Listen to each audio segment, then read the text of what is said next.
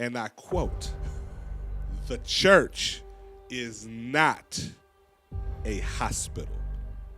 It's not, though. We have to be careful when we define things.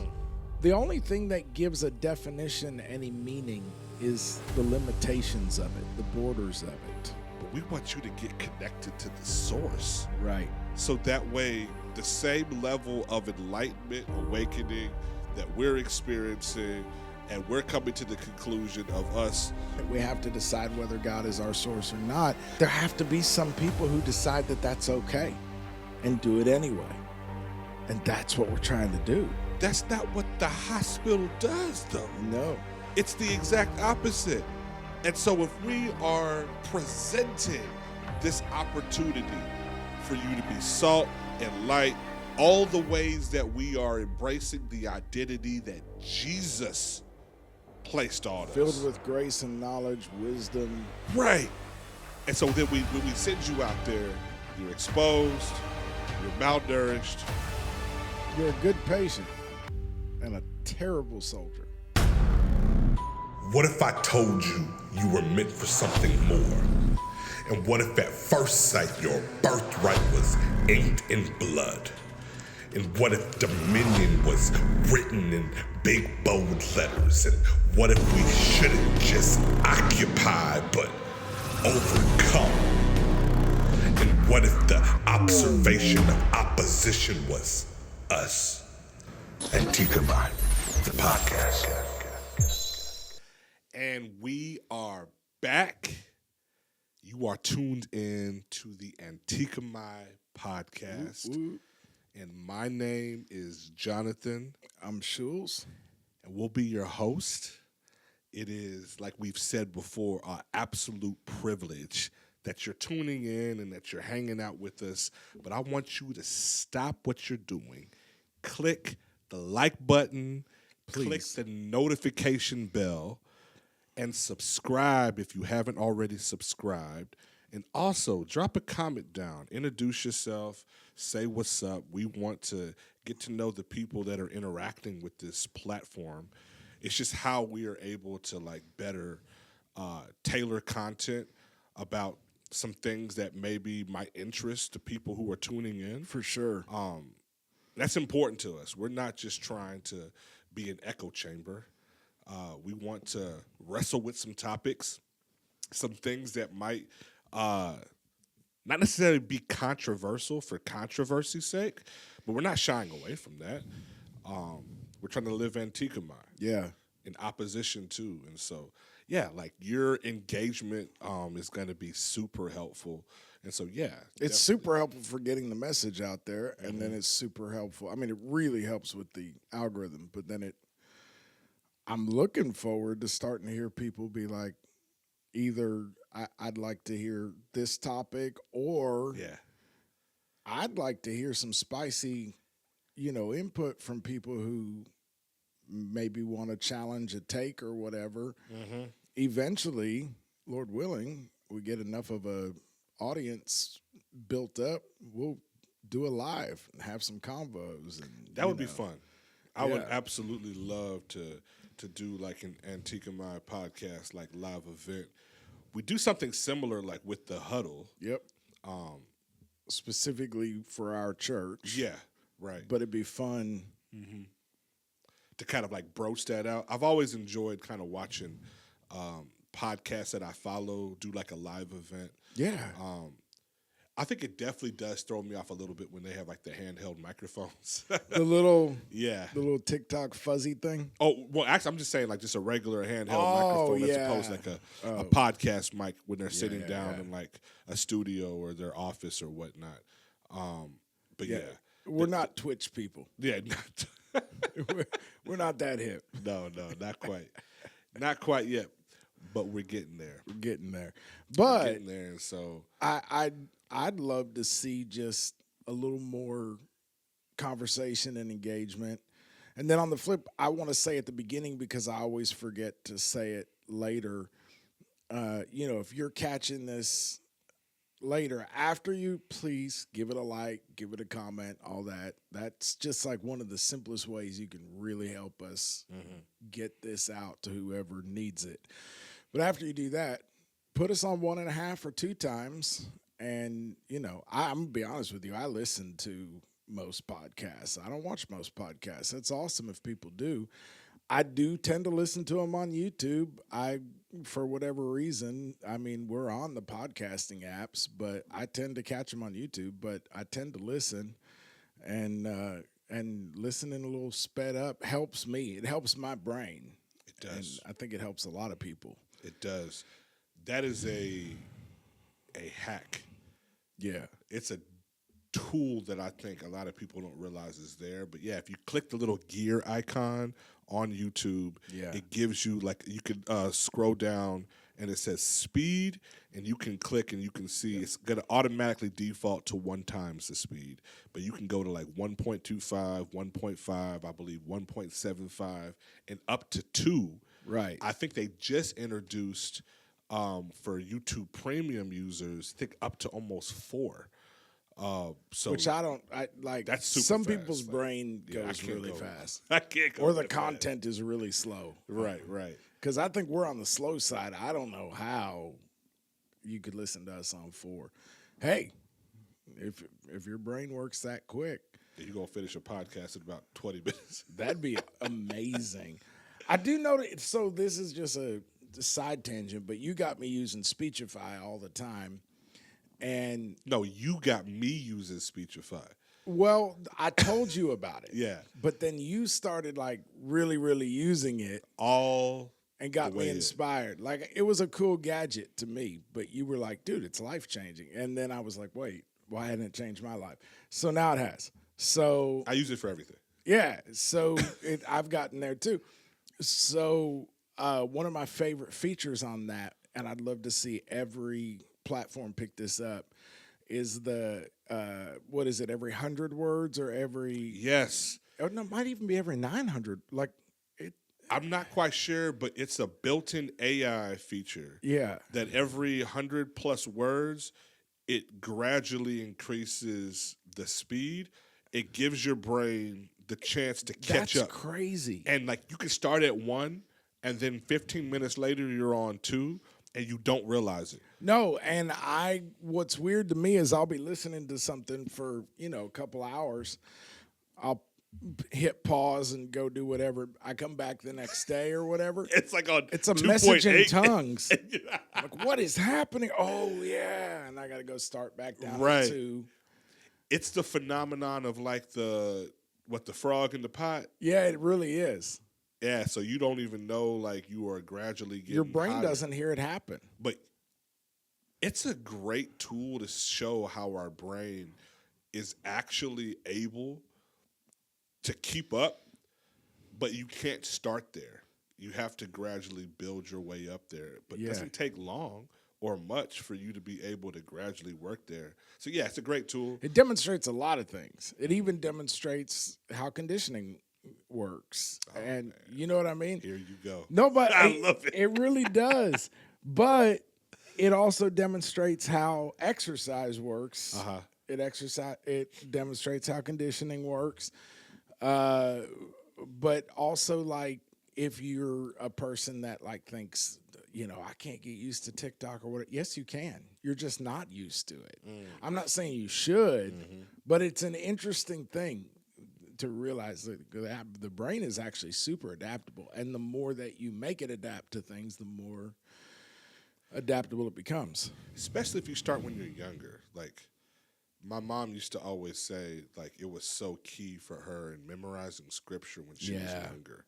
Yeah. And, like, kind of like habit stacking. Like, she would Yes. do it, like, washing the dishes. Or she would do it when she's doing another, like, chore. Yes. And so it, like, built whatever type of muscle. And she's able to, like, recall it to this day. But it was because, she utilized her youth to really, really hone in on, like, the neuroplasticity of our brain. Our brains are plastic almost. So, like, they can, like, really, really adapt. And the best part about it is this, is that the bad habits that they learn, you're able to still reform Right. and relearn other good habits. Right. Don't let anybody tell you that you're not. It's too late for you to make a Well, change. that was going to be my comment about it. It's true. There's a huge advantage up until the time you're about, I think it's around 16 that it starts to, basically you start to solidify. And before 5, it's like crazy. Like you can just take in any amount of information, which is why early childhood trauma is so formative. But on the flip, don't be discouraged. It's actually quite literally never too late to start working on upping your neuroplasticity, and it can do nothing but benefit you. It can do nothing but help you avoid the effects of dementia. And they start now in some studies with late stage dementia patients. We're talking 4th stage, and even later, just like really late stage. And they just start helping them work on their neuroplasticity, and it's just literally never too late to get some better cognitive function. You can do it. You can do It it. just happens slower, bit by bit. It like the older we are. Once you're past 36, it's gonna happen relatively slowly, Right. Unless you've been working on. Like I'm blessed in the sense that I do have more neuroplasticity than the average bear, and that is because of a lot of things connected to when I was young. But hey, it's called an advantage, not. It's an advantage. It's not like an exclusive opportunity. Yeah. It's just I got a leg up on it. No, you absolutely do. I love it. I love it. I love it. All right, that rant. We wasn't even going to talk about that, but I'm happy we did. Where are we? You know what I do want to talk about, though? Oh, Jesus. There's something There's no that telling you with you. said that you just dropped out of nowhere. I did not. You did. I have it. We have the video evidence. What? Yes, sir. We have the evidence. I did not consent. And you dropped something out there, and it was a phrase that, like, Was this Sunday? it wasn't this Sunday. Okay. It's been a little while since you Okay. said this phrase. Well, then I have no idea. If it wasn't today. And you've kind of mentioned it a couple times after that. And you like doubled down and tripled down on this statement. And I'm sure it kind of hit people in a way that was like, okay, explain. That is usually when I double and triple down. You know what I mean? Like, this is not what I'm used to hearing. Yeah. And like the whole conversation about the neuroplasticity actually fits in because Okay. it's like you have to relearn some connections or break some connections on what you've always understood Yeah. this thing to be. Yeah. And you're hearing somebody in a position of authority, pastoral authority, Yeah. making a very, very strong statement. That challenges presuppositions. Completely challenges preconceived notions. Yeah. And I just want to talk about it. Good Like, Lord, I I'm think uncomfortable and I don't even know what it was. you said, and I quote, "The church is not a hospital."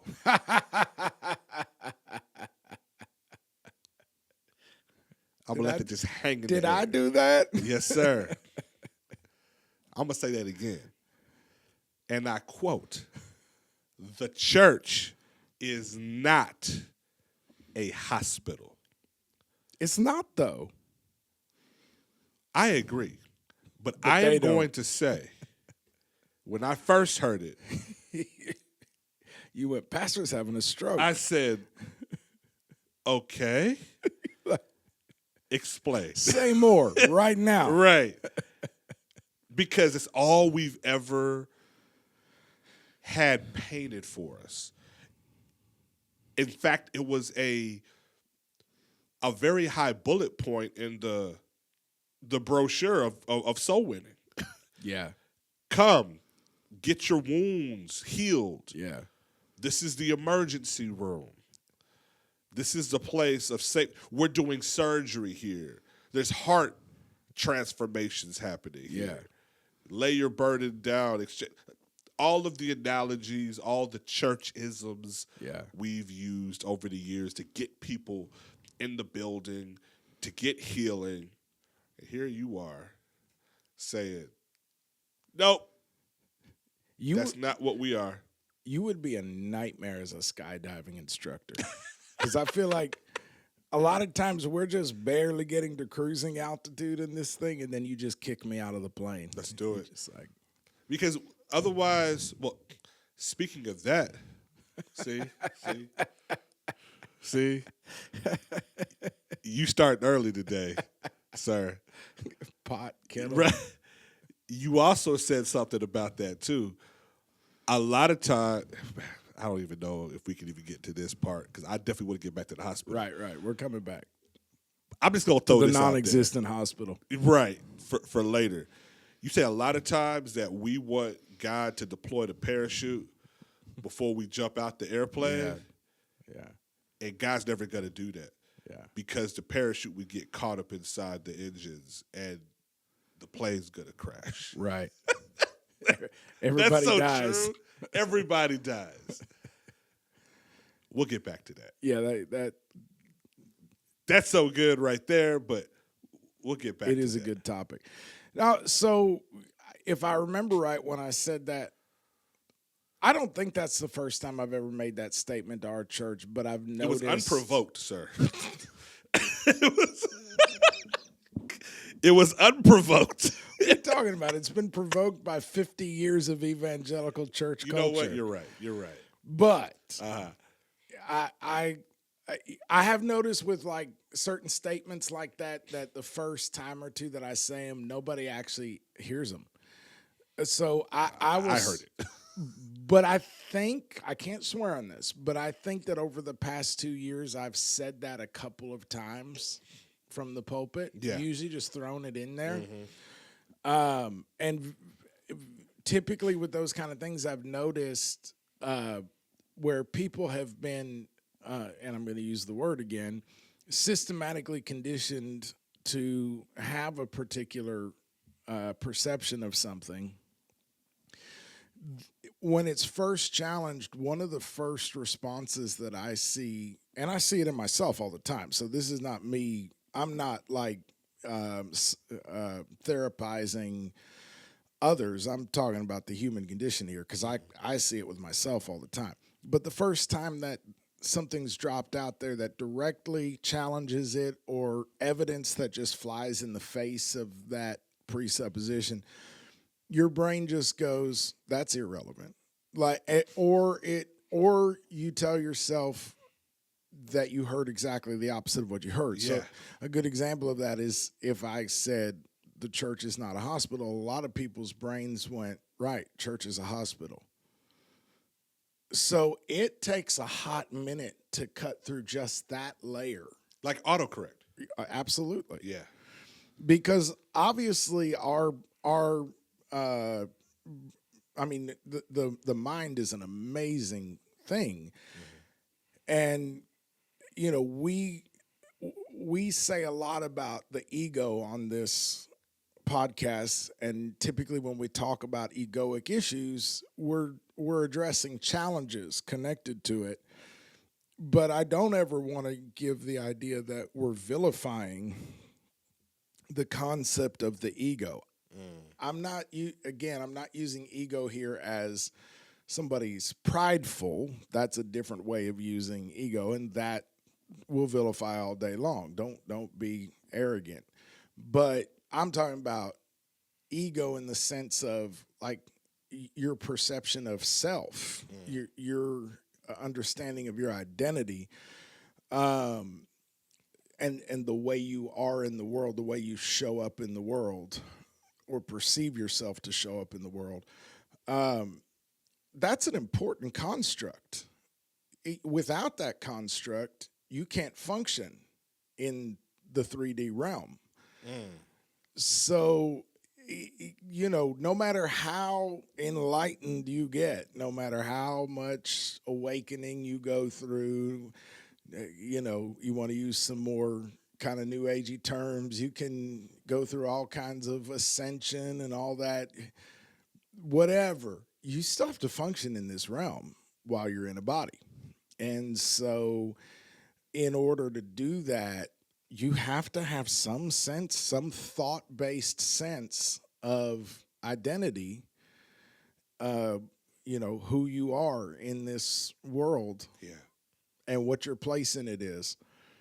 But it is also something, if the Bible instructs us to be daily renewed in the spirit of our mind, to die daily and be transformed by being renewed in the spirit of our mind, then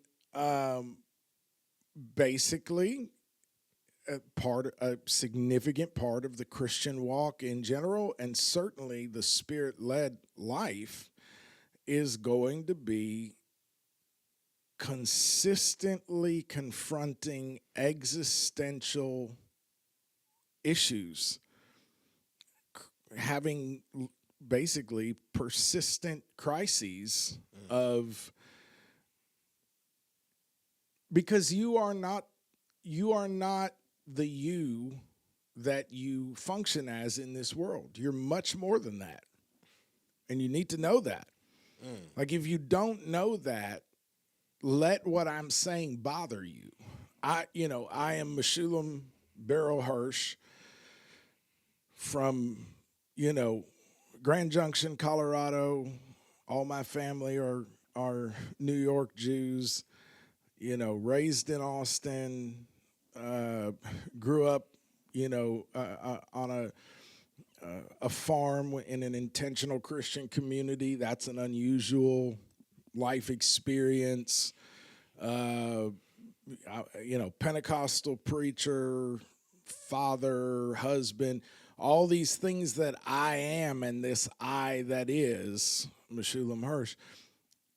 Yes, there's validity to that and the story of that character and all of that, but that's not me. That is an expression of me. It's how God has enabled me to express myself into this dimension. Yeah. But God told the prophet, before I formed you, not when I formed you, before I formed you in your mother's womb, I knew you. I ordained you, and I called you a prophet. So there's a you that, and we talk about this all the time, a good example is to read Romans 7. You have to track every line very carefully to see which I Paul is speaking from, because he's got like several different eyes there that are speaking. The carnal nature, the God nature, the conflicted nature, the old man, the new man, they all show up in there. And in order to understand what Paul is saying, you have to track each sentence and go, which I is speaking here. And so bottom line is, when we get overly attached to it's overly protective of or overly comfortable with the attachments, the cognitive attachments that link us to the world around us in relation to that understanding of who we are. And I may need you to help me say this in a more approachable way. I think you know what I'm trying to say. That has to be challenged, or we cannot be transformed by being renewed in the spirit of our mind.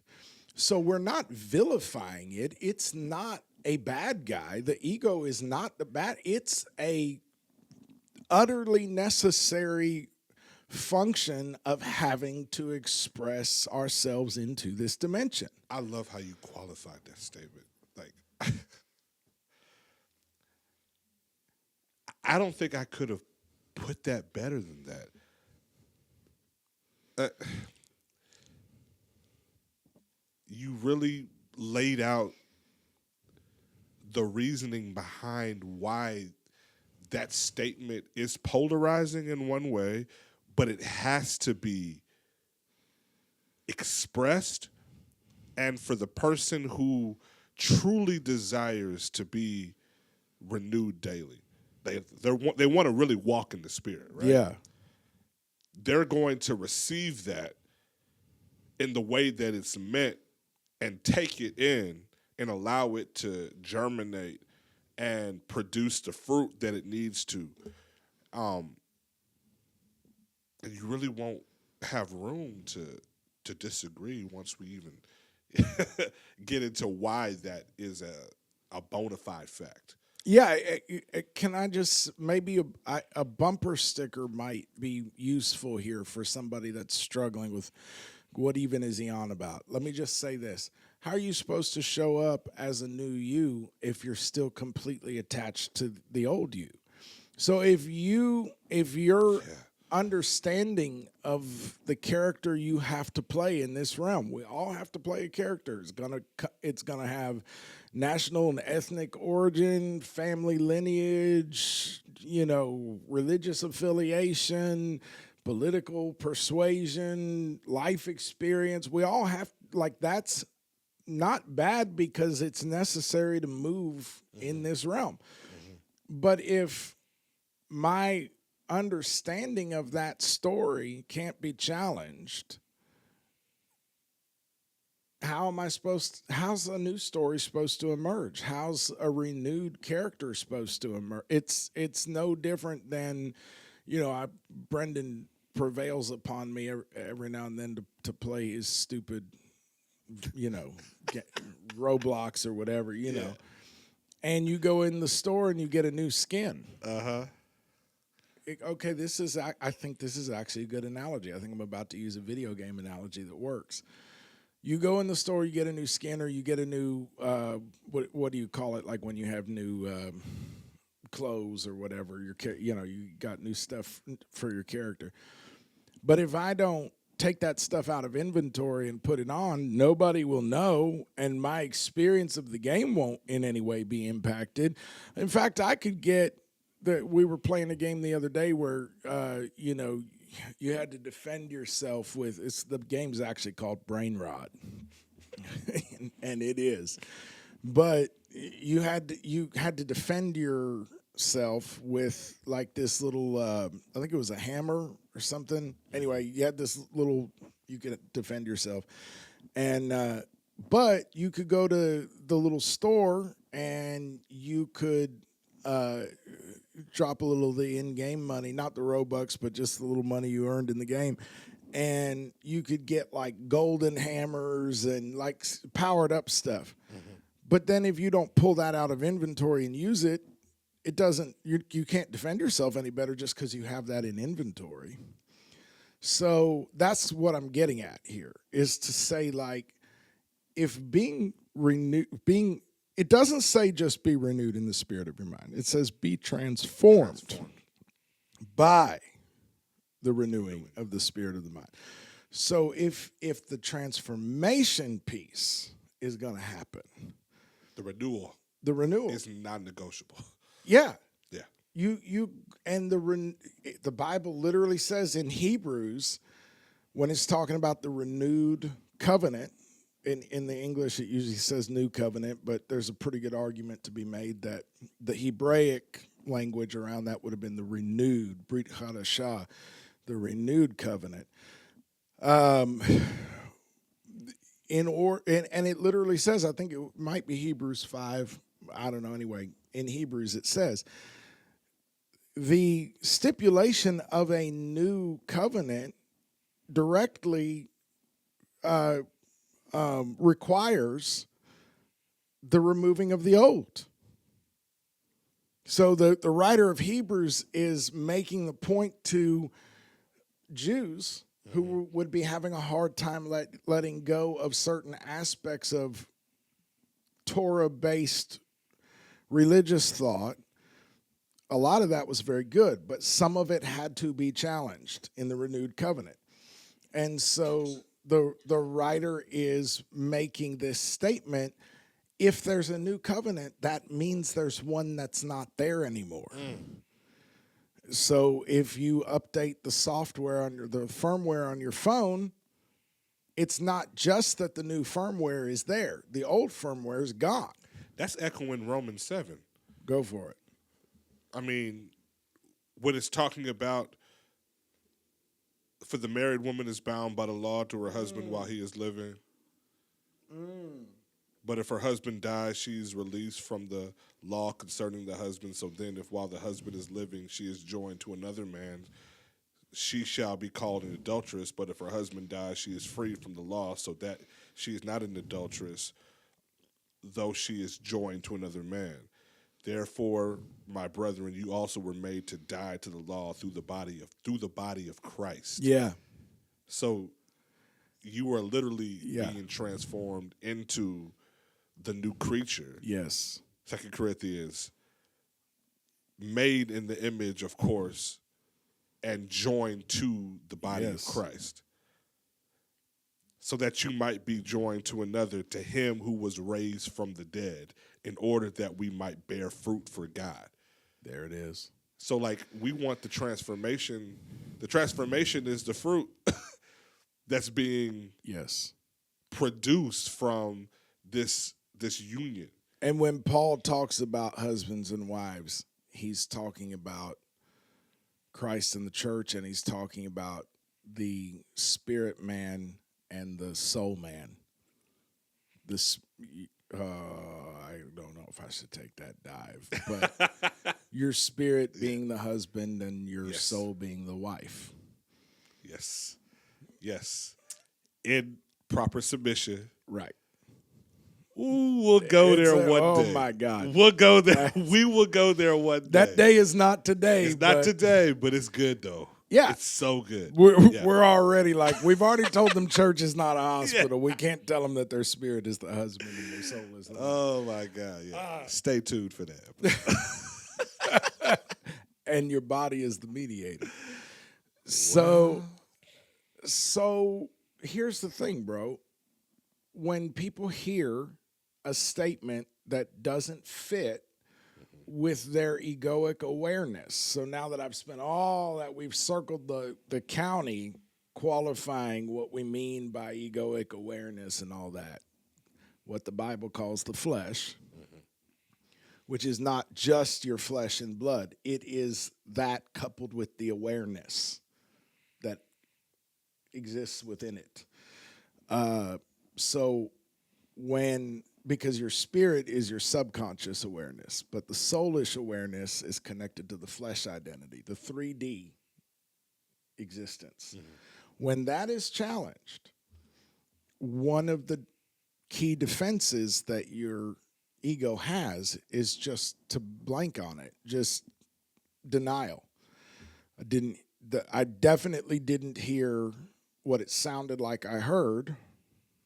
Because, and an example of this, because what I'm saying is maybe the first couple times that I said the church is not a hospital, before it either threw people into disarray or ticked them off or whatever it did, but before that, when I've dropped it out there every now and then, most people likely just either literally didn't perceive that I had said it, or in a nanosecond, their subconscious, went, did he just say, and the conscious mind just overrode it. Because that's a bad command or file name. Well, it's good that you even have that level of awareness that that's something that is possibly happening. Yeah. Because you can easily get discouraged and just see the blank stares on somebody, and you can take that a certain kind of way of just somebody just, not trying to take heed of something that they don't agree with, and there's friction there, and you're going down a rabbit trail that's not even necessary to go down, because like you're saying, this is just something that is almost a defense mechanism, kicks in from the body, because it's like, no, this requires a level of action that I'm not ready to take. And so, no, we're shutting that down right now. To that point, I don't know what your experience is. I'm almost never in my feelings in the pulpit. When I am in my feelings in the pulpit, I am so careful. I do not trust myself to be in my feelings in the pulpit. And an example why that is because your feelings are soulish. So that's where all my trauma lives. Yeah. That's where all, familiar spirits would speak to me there. Everything that could fall under the heading of hurt people lives in that if I'm in my feelings, right? If I'm doing it right, when I step into the pulpit, I am in the Spirit. And let me make sure people understand that I'm not just making a churchy statement there to say I'm in His Spirit. No, I'm in my spirit too. So I'm in my spirit, and my spirit is seated with Him in a heavenly place. And so it is the office speaking when I'm in the pulpit, the Spirit of God speaking through the spirit of a man. And the emotion then, because the wife is in submission to the husband, so the soul piece of it, where my soul comes into play in that moment, is that because it knows I don't get to be the lead dog right now. So it knows now I've moved into a supporting role. And so then my soul is able to connect and add the layer of emotion and humanity to what I'm saying so that my soul can reach for their soul. But really, it's His Spirit That's doing the work through my spirit, but my soul being able to connect to your soul or their soul creates a platform for the Spirit to do its work, right? So my soul basically in that case is a friend of the groom, the bridesmaid in that instance. So, okay, that's a lot that just got said, but whatever. But I'm not almost ever in my feelings in the pulpit. So when people give me all that blank and all that, it either doesn't register or I perceive it as exactly what it is. But then the second I step out of the pulpit and the soul comes flooding back, it's difficult to metabolize all that because now I am in my feelings. And now, what the heck? I was dropping, jewels from heaven. I know I was, because I know what they did to me when He gave them to me. And all the blank stares and all. So it's later that I struggle to interpret it correctly. But in the moment, it's almost always either something that's a non-issue, something I'm not thinking about, or I'm just like, yeah, no, that makes sense that they would be struggling to even perceive what's being said because it's too existential. If you tell a Christian who has for 40 years been parroting a line that was drilled into them, as you said, in the sales process when we're trying to get you in the kingdom, and it's all this very soulish, bring us your poor, bring us your huddled masses, Bring your wounds to Jesus, take your burdens to the Lord. And Jesus said it, come unto me, all you that are weary, heavy laden. And so you tell somebody who has had it drilled into them, basically they've been catechized in this idea, church is a hospital. And then they have drilled that into their children, their coworkers, new believers. They've been a part of that. And you tell them church is not a hospital, there's a pretty good chance that the first time or two their brain just goes, yeah, church is a hospital. That's right. Amen. And a place where we see this is when we fight with our partners. How often, if we take the time to unpack it with compassion and just being even slightly trauma-informed, we realize we weren't fighting about what either of us said. We were fighting about what both of us heard. Hold on. Say that again. Right? Say that again. Most of our fights with our partners, because for most of us, we don't hate our partners. Right. And we don't want to hurt them. So when one is fighting with the other because you said something terrible, and then we get into this back and forth, that's not usually, if we unpack it carefully, for a lot of us, we will find we were not fighting about what either one of us said. We were fighting about what both of us heard. Because when she said, honey, do you think you should eat that right now?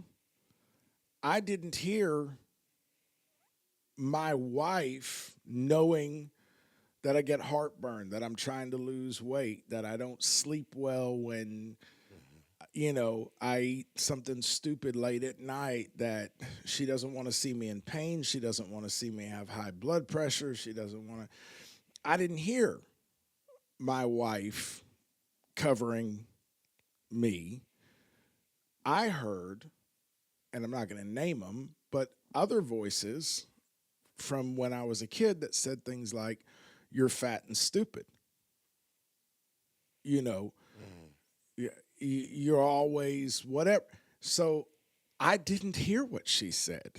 I heard what they said 30 years ago. And I responded with 30 years of pain. I think for a lot of us, when the ego is confronted with something that pertains directly to all of these attachments we have that keep us grounded in our understanding of the world and our place in it, we have this initial response, right? Like an immune system response. And then if it gets past that, we often have a very defensive, like first our subconscious protects us and it doesn't even land. But then a couple or a few times in, Our conscious kicks in. and then we have an incredibly overt defensive response. Yeah. And if we're very open to being challenged and all of that, then that might sound something like what you said. Say more. I'm going to need details. Right. Which is okay. You know what makes a lot of sense to me now? Even hearing this, and man, that's so good. I really hope that somebody really listens to what you just shared, especially about how we conflict in a healthy way. Recognizing those things, those triggers being at play, so that way you can make adjustments. Because we're not going to get it right the first time, maybe the second time, but after a while, when you know better, you do better. You actually should do better, right? Right. But I got to thinking why we, number one, should not look at the church as a hospital, and why we tend to fight against it. And this is all packaged up leading back to, the death of the ego and the transformation of our minds, right? Yes. we don't go to a hospital typically to die. Right. We don't go there to die. It's not a long-term care facility in most cases. It's not. It's not meant for that. And so it's typically used for resuscitation. They're trying to prolong life. They have an oath to protect and do no harm. Right. Right? And so when we come to church, unfortunately, there is death involved. Right. It's kind of like a big deal. It's kind of like the first step. Right. Repentance is the absolute death Right. of me. Yeah. True fasting is the death of me. The death of my ego, myself, everything that I have attached myself to here on this earth. Yeah. And I'm saying, I'm laying it down. I am forsaking it. Abraham leaving Terah and all of his family and everything that he knew as a rich man. Right. And saying, I'm going to go because Yehovah has visited me. Right. Made a covenant, and I am going to literally die to everything. Moses had to die to everything that he had attached himself, been initiated in. Right. Inside Egypt. And it wasn't just once. It was in Egypt, and then it was in the wilderness. Yes. To go back and free the people. Yes. And you could just go down the list of just character after character who had to experience that level of death. And if we are advertising the place where people should be dying to themselves, right, and then being resuscitated and renewed by Christ, we're doing people a disservice. And we're like, well, it's really a picture of the American church in a lot of ways. Of like, yeah, come here and let's keep alive your ego. Yeah. We're going to show you how you can live longer with this disease. Yes. This heart condition. Yeah, we know you have a irregular heartbeat. We got medicine for that, though. Yeah. We got a growth track. Yes. To give you. We have small groups that you can be invested in. We have community that's going to nurture those things. And I'm not talking down on any one of them. We use all of those resources and tools to help protect the flock, feed the flock, build the flock. Yeah, we say all this stuff too. Right. And do it.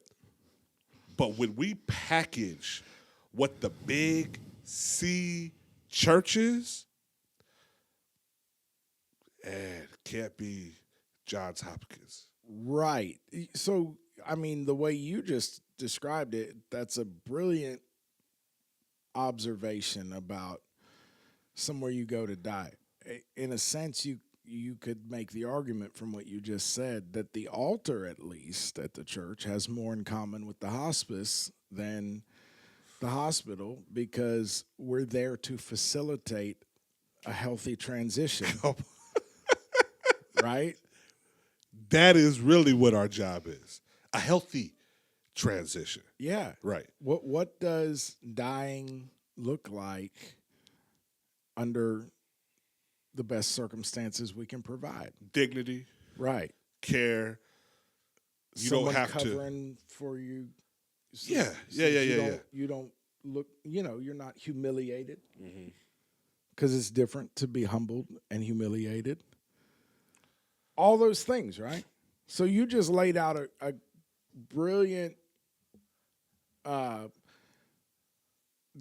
was like one aspect that right there, just by expressing that one idea of a place to die, and yes, be reborn, but just by laying that out, you've already challenged the concept of using a broad sweeping phrase like the church is a hospital. We have to be careful when we define things.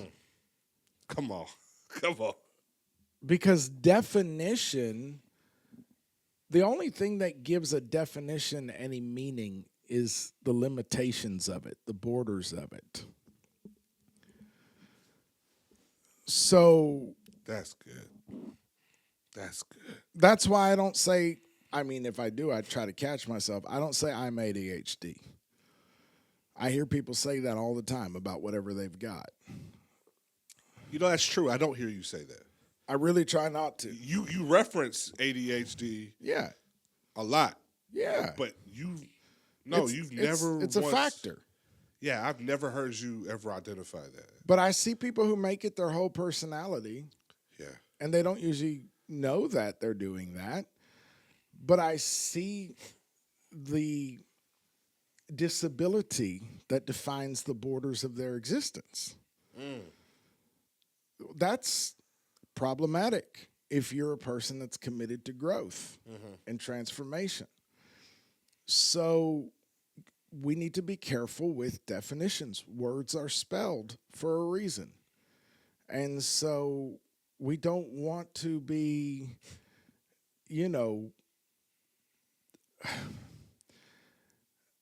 we don't want to be overly attached to identities because they are, what gives them meaning is their limitations. And the fact that you are Jonathan Brewster only means anything insofar as it describes what that means that you're not. It says you could only come from one family. You could only come from, you know what I mean? All of that everything that gives us identity in a definition like that has to do with the limitations of it. So, I'll just pull the Band-Aid off so that people can, if they're holding their breath, that you can relax a little. I did follow up that statement after doubling down on it a few times by saying, we definitely have a hospital. You did. I didn't say we don't have one. And if you need one, come on. Yeah. But when we say that we are that, and what I wound up telling the church that day is maybe the fact that we have made that identity so central to our pitch could have something to do with why we produce perpetual patients. Come on. I believe you painted a picture of us walking around in our jammy jams, I did say jammy. I was salty that day, wasn't I? holding our IVs Right. as we're sauntering. Not sauntering. Sauntering. I did not say sauntering. Good old high dollar word for you intellectuals out there. Sauntering down the hallways. You lie so easy. Yeah, just like down the hallways, pushing the IV Yeah. forever. In our no-slip socks. And so that connects directly to what is a hospital good for? Because what a hospital is really good at is crisis intervention. Mm-hmm. A hospital's not typically great at long-term care. When they have to, they do it. But they're not typically great at long-term care. They're definitely not the best at transition for people that are dying. Yeah. They're not the best at that. They're way too overcrowded, overloaded. The institutional surroundings, they usually care, but it's hard for them to show that care in a personal way. They show it by, giving you more medicine or whatever. Like, you know what I mean? So they're not well equipped for a lot of things, not the least of which is therapy. Helping you come back and get stronger and learn how to walk again and regain some functionality and begin to move toward life after the crisis. They're not well equipped for that. And it's really I think one of the big challenges with our healthcare system that we see is that in a lot of ways, what Western medicine is best at is crisis intervention. If you are actively dying on the floor, you probably don't want to see an acupuncturist roll up. Like, I'm not, no shade, but like, Oh my goodness. you know, if you're in cardiac arrest, Right. you're not going to do somersaults of joy if a chiropractor walks in the room. I'm not saying those people couldn't do anything. For thousands of years, traditional medicine has provided a level of help and care in those situations. But people died a lot because once your body was like in full crisis mode like that, there was limited options. Or you're dealing with infection. You're not properly. Total sepsis. Yeah. You know, garlic will help, but maybe not quick enough. Right. Right. So, you know, the ancestors probably became ancestors quicker than you have to because they didn't have modern medicine. Right. So that modern Western medicine, man, it comes in clutch in a crisis. They can stick a needle in you and 3 minutes later, heart rate comes down to normal, blood oxygen starts to rise. The trouble seems to come in and I'm speaking as a layman here, but the trouble seems to come in when you start on this delicate balance, and in the church we talk about it as pharmakia, which is the Greek word for sorcery. And we got to be careful because your own brother is a pharmacist. I never want him to feel like he's such a faithful man of God and a pillar member and all that. This is never shade. We have doctors in our church. We have, thank God for it. But I still feel the need to talk about the fact that way of dealing with healthcare doesn't seem to be best at people getting a whole new lease on life and not being attached to machines and pill bottles. And because by nature, every treatment you get produces a need for counter treatments. And, you know, again, like when you've got a massive infection in your body, you're going to need a hit of heavy antibiotics or antivirals. Antibiotics are going to kill the flora in your gut, and that's going to unleash a whole slew of problems. So you need some kimchi after that, you know, and you need to lay off the added sugars, and so that the right stuff grows back, and eat a lot of fiber.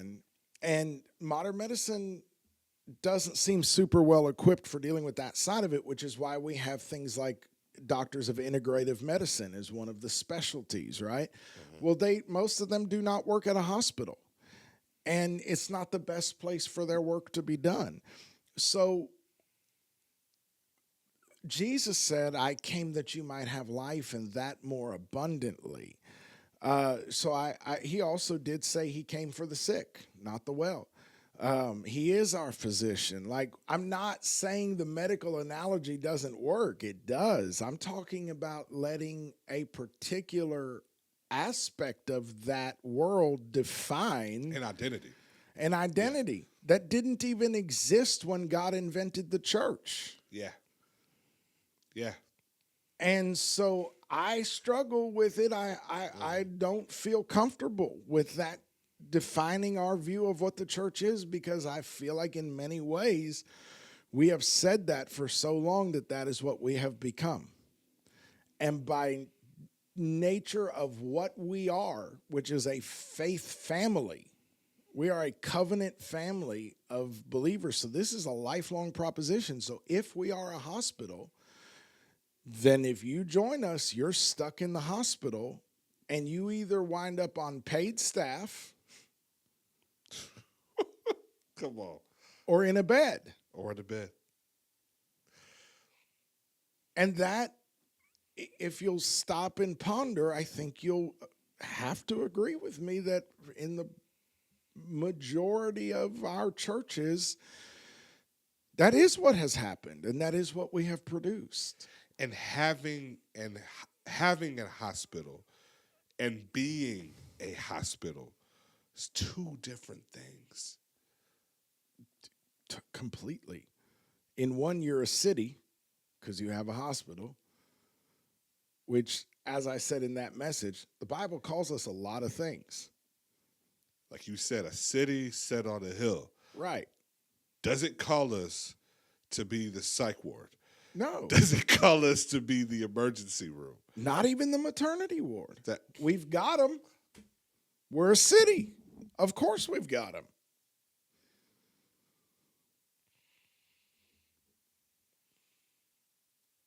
That's good. That's so good. And you know, it calls us an army repeatedly, or says we are members of the hosts of the Lord, the armies of the Lord. Troops got to have hospitals that roll with them, but they don't live in them, except for windows of time when they take hits. So I believe it'd be healthy for us as believers to break our agreement with, repent of, change our minds, repent of our agreement with that identity, and break our agreement with it, and let the Lord transform us by being renewed in the spirit of our minds to understand church has lots of hospital functionality, but that is not what we are. And until we allow the Lord to challenge that identity piece, we can't become anything else. And so if you're frustrated, if you repent. Repent. No, for real. If you feel, and one of the things that now I'm remembering a lot of stuff that I said in that message, and I stand by it. I think I said in that same message that sometimes we talk a big game in the recruitment phase. We're kind of like, you did, military recruiters. You know, come to our branch, man. We're jumping out of helicopters. We're, see the world, change somebody's life, protect the homeland, help us with conquest. And we say that stuff because people are looking for purpose. We say the stuff about hospitals because people are hurt, wounded, and sick. But we say stuff about all that militaristic stuff because people are looking for mission, for purpose. People feel, it's not just a God-shaped hole inside of people. It's also we have a mandate ringing out from the Garden of Eden. Rule over the earth, subdue it, expand the garden, be fruitful and multiply, fill it, cultivate it, tend it. There's a mandate, a divine mandate that's echoing in our soul. And we feel it. And going to our 9 to 5 is killing us because we come home and we binge a Netflix show and go to sleep, get up and do it again the next day. And next thing you know, the only association our partner has for us is that they're always there when we're feeling disappointed and hopeless. And they're always there to tell us that there isn't enough bill money after all of that. And so next thing you know, we resent everybody that we're supposed to be, in covenant with, and now our life is falling apart. We're fighting, the kids are crying, and our lives fall apart around us, and somebody comes along and tells us we can be a part of SEAL Team 6. And so for a lot of us, it may not be the hospital that pulled us in. It may be we signed up, for the cause. I want to do something. Like, I'm sick of this. Yep. I don't want to be in this situation, and I know a lot of other people that I want to help get out of this situation. So sign me up, But the problem is that we've done a way better job of building the hospital and staffing it than we have the Army. And so what we've really done that I see is that the hospital staff have been given a uniform and rank. And so if you happen to be somebody that gets to be clergy or clergy adjacent, you might wind up feeling like, I signed up for a cause and I got to be in it. Made it. Yeah. Uh-huh. That's purpose. But if you're stuck in the open back gown, bleeding out in the pews twice a week, right? Exposed, ashamed because you still feel, and you kind of know you shouldn't still be sick. If you stay in a hospital too long, you'll be sick. Yeah. Like, how many of us do know people who went into a hospital for whatever issue and just stayed in Mississippi a day too long, wound up with staph infections, and again, no shade at the institution is set up to do a particular thing, and when for whatever reason that gets a little muddy, bad stuff happens. A lot of people died during COVID because they were on ventilators and there wasn't enough staff to flip them. It's that simple. They drowned. Mm-hmm. Like, I'm sorry if that's triggering, because I know for some people it will be. Yeah. But it's true. And it's tragic. And it is the nature of hospitals, because you can only do what you can do. And it's so true of following the analogy with the church. Most churches are overworked, understaffed. And if you have that identity of just the few doing all they can to just try to run around, check vital signs, and answer all the different machines going off, comfort the grieving families, and you never, ever mobilize. God help you if you're in billing. Right.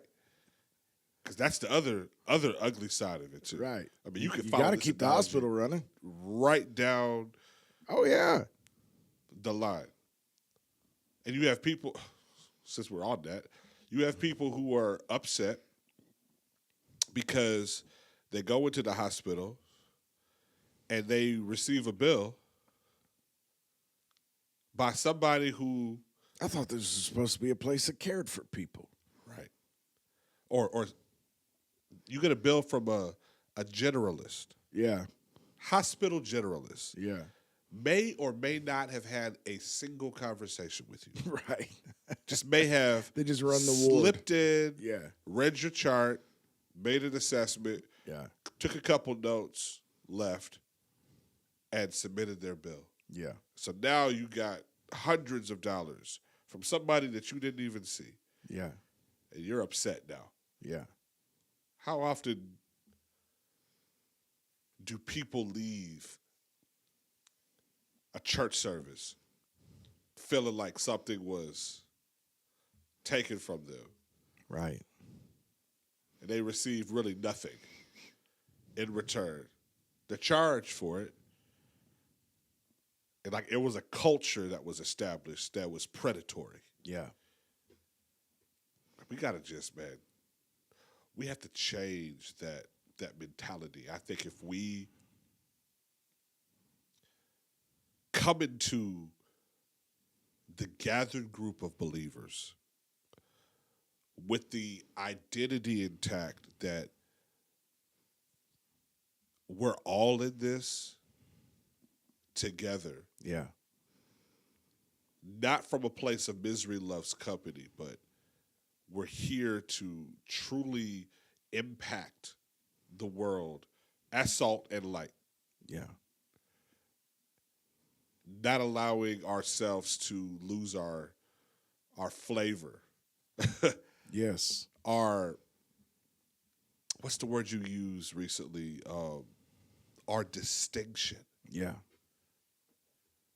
Like what makes us distinct? Yeah. That mentality is a total mind shift from us just dragging ourselves each week to just get patched up and then go out back into the world to get beat up all over again. And then I got to drag myself back to the ER, get triaged again to figure out how I can get my next fix, round of stitches, prescription for the next time, Right. and then follow the cycle all over again. A lot of times picking up infections while we're in the ward. Yes, sir. So let's take this analogy a step further, and we're not just naming a problem here. This is all pointing at Antikemi. This is all pointing at a solution. We're challenging the system. That's why we're having this conversation. Antikemi is to lie opposite. So what we're really saying here is, in many ways, the institution of church is a product of the system of our culture. Yeah. And it has a role to fill within that. And that part of what religion is has nothing to do with the kingdom of heaven. And so what we're saying is we're not people that I already deconstructed, I went through all that. I'm over it. Yeah. I'm in organized church. I'm in organized religion, if you want to put it that way. I am.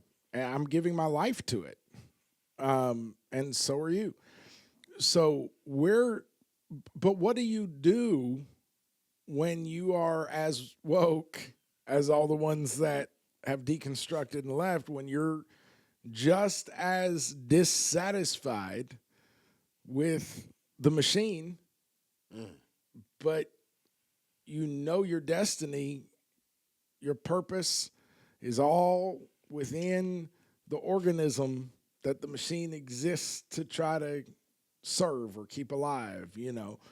Well, what you do is you challenge the machine, but from within the organism. I am in the church, and I'm not going anywhere. But I don't want to serve the machine. I don't want to be Babylon or a daughter of Babylon. And so the only option people in our position have is to become, you used a word to describe me a couple of episodes back that surprised me. No one had ever said it to me before, but it made me think, and I couldn't disagree. You said to some extent you are a contrarian. Oh, yeah. And even though I wear identity lightly, to the best of my ability, that's true. Because that's literally what we're here to talk about.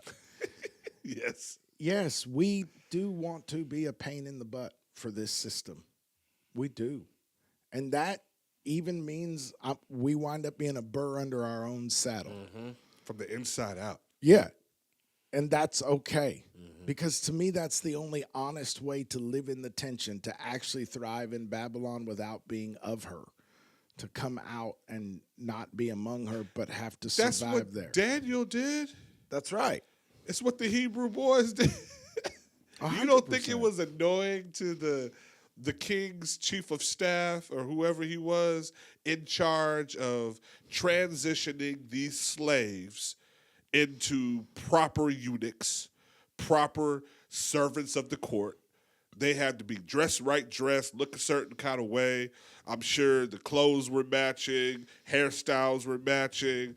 I want y'all looking a certain kind of way. And here they come saying, that's fine, but we're not going to eat the allotment of the king's meat, and we don't want the wine either. Right. Allow us to infiltrate this system with something that we know is going to be countercultural and pleasing to our God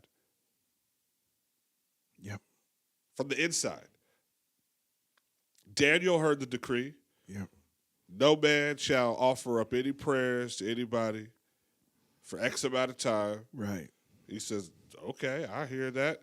I'm still going to open my window, Yeah.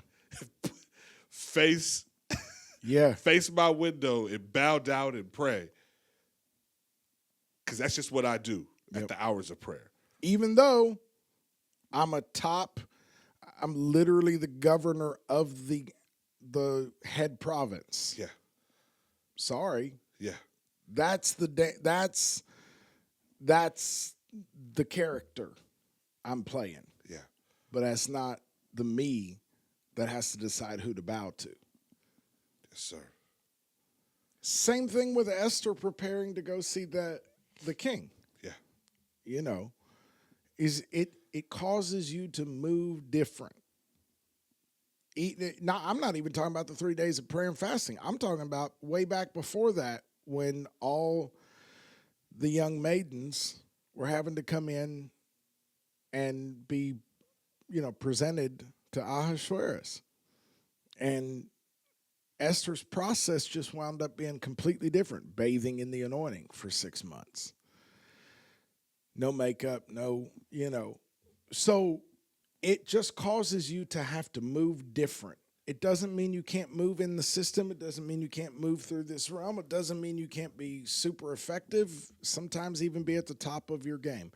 It just means you're going to move different, and, you're going to be a pain to deal with. Yeah. And so, taking your analogy a little further about the way that people wind up stuck in this cycle of showing up, bleeding out, picking up infections, leaving sick, being on all that stuff. So let's take that analogy a little further, because what we're saying here is sometimes we sell people on the church by telling them it's a hospital. Sometimes we sell them on it by telling them it's the army of the Lord, or other things that are all true that we throw out there. But no matter what we told them before they got here, when they get here, for the most part, what we really are good at in the Western church is being a hospital, for the most part. It's one of our best tricks. And and so think about this. You join the military because the recruiter got you in, and you show up, and it's a hospital. But you've already signed in. Like, you've already said, and recruiters do be lying.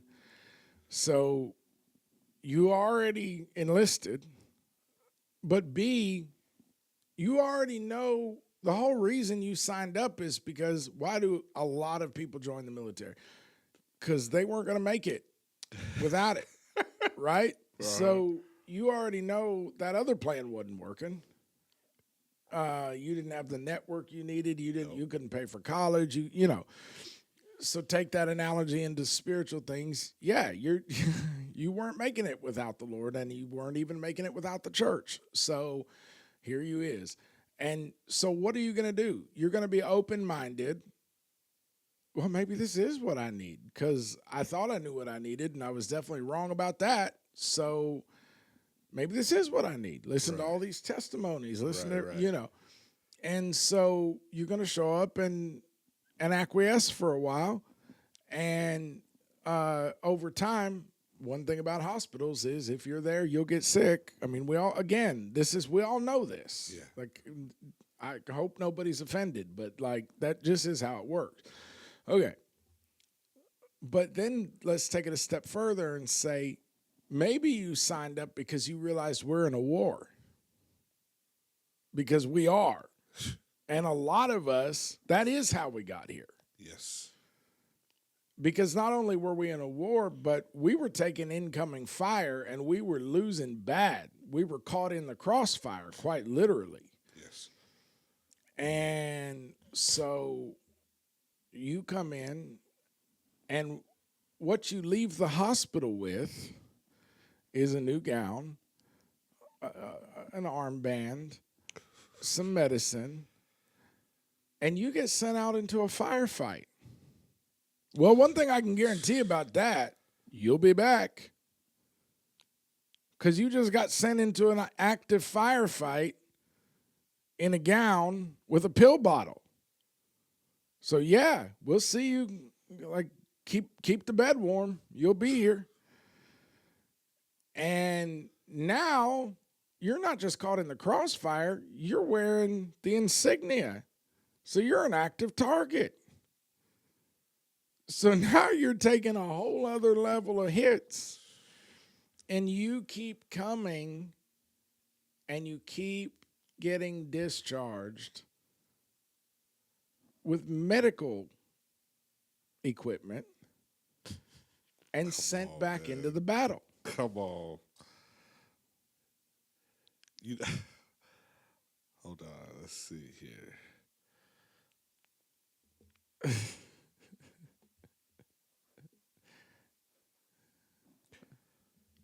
It reminds me of that with the recruitment process. I believe they go through MEPS first, which is the Military Entrance Processing Station. What we call boot camp? This is before that? It's part of that process. Okay. But before you even go through boot camp, they're sending you through MEPS because that's when they're checking you. Scoliosis. Right. You're seeing, are you even fit? Are you flat-footed? Are you right to go through this rigorous process of training? See, the Army has MEPS, but the Army is not MEPS. Right. The Army is going to take you through this process of examination and inspection and even giving you proper care. They may say, okay, you have astigmatism. Right. So we're going to issue you some glasses or contacts. Or you may have a shaving profile. So we can, document that. You have XYZ. You have a condition.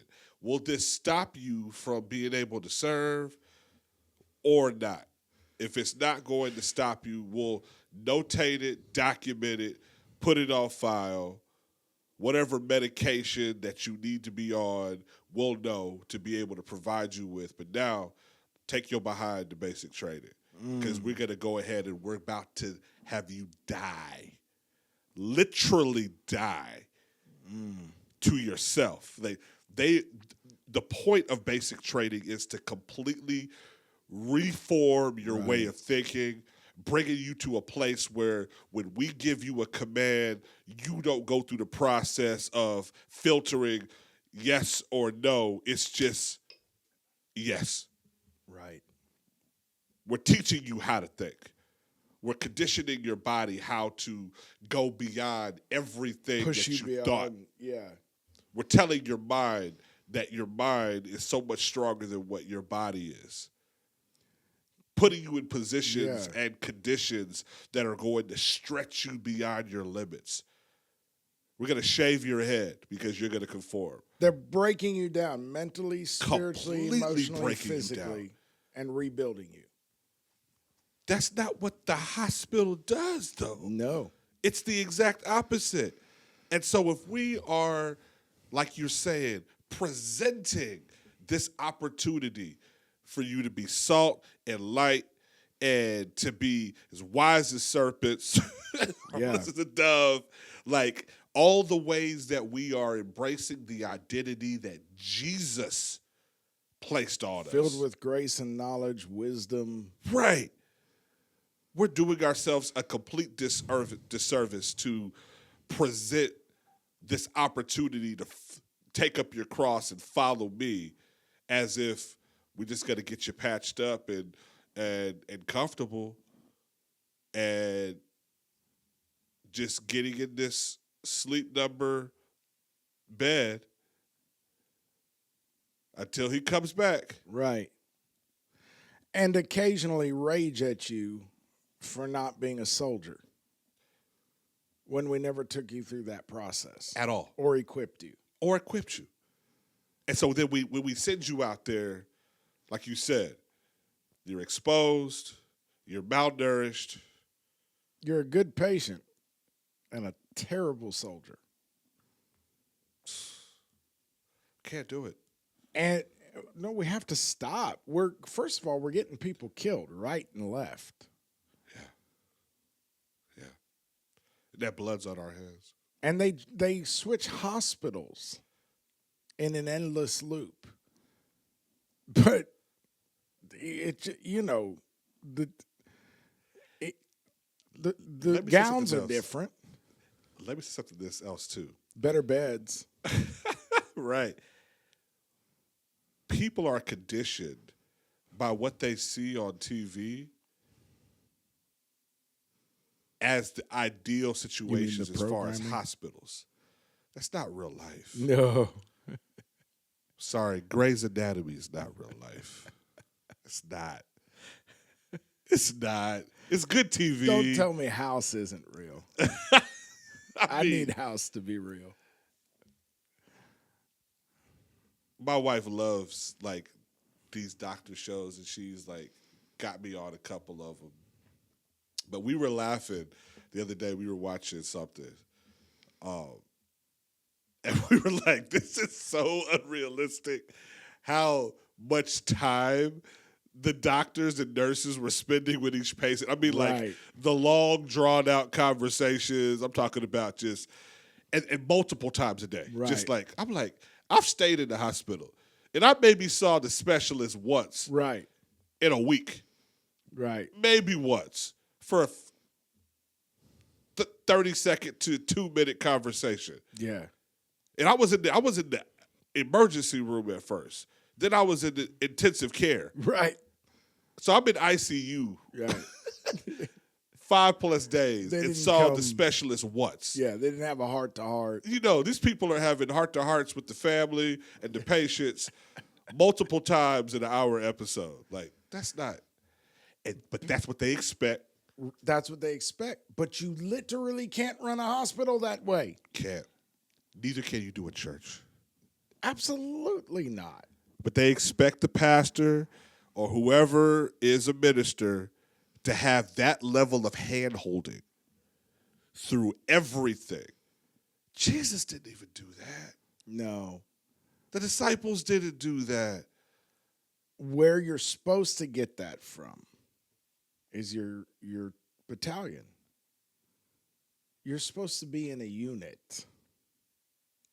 Come on, talk about it. And not that it's usually going to be hand-holding. But when you get through the firefight,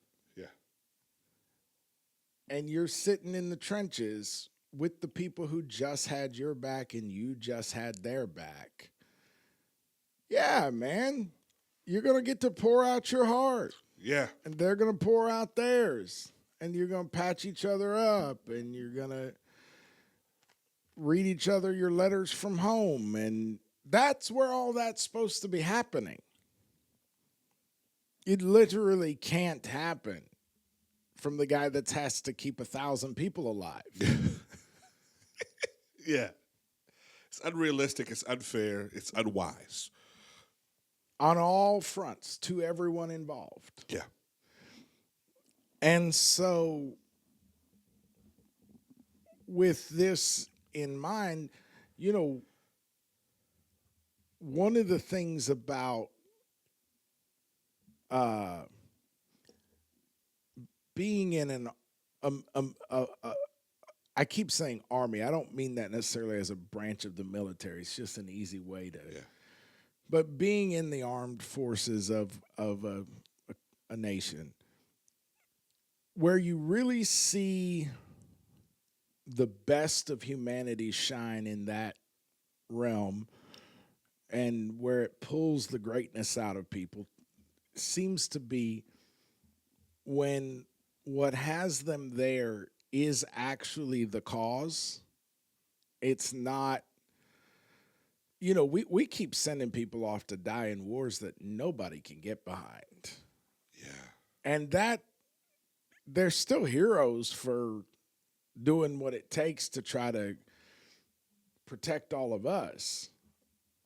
But it's not going to pull the greatness out of humanity that you get when you have situations like, say, Geronimo and the way he handled himself, or the Minutemen. Yeah. Where they left a well-organized military where their paycheck was going to be regular and crossed the Delaware with bleeding feet with Washington because they decided it was worth everything to try to establish a new dream for them and their families.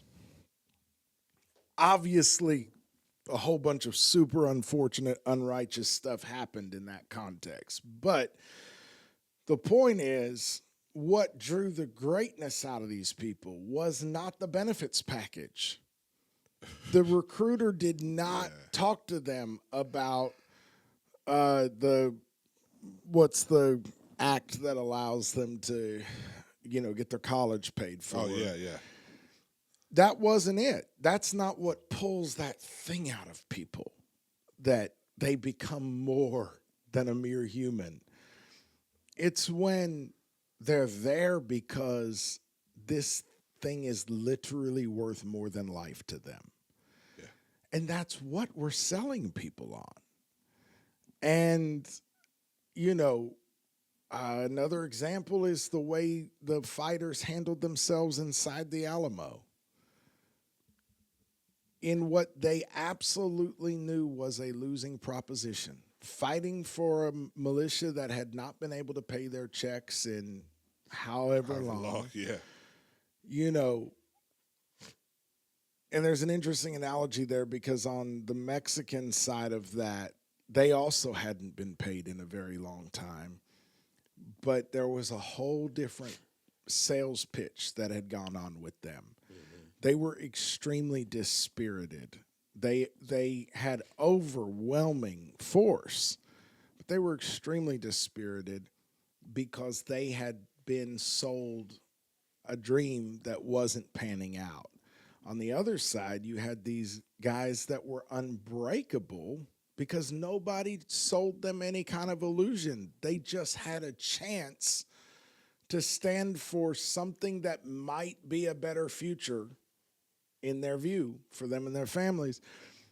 I know that right now, the whole debate around the modern state of Israel is raging. Regardless of where you stand on that,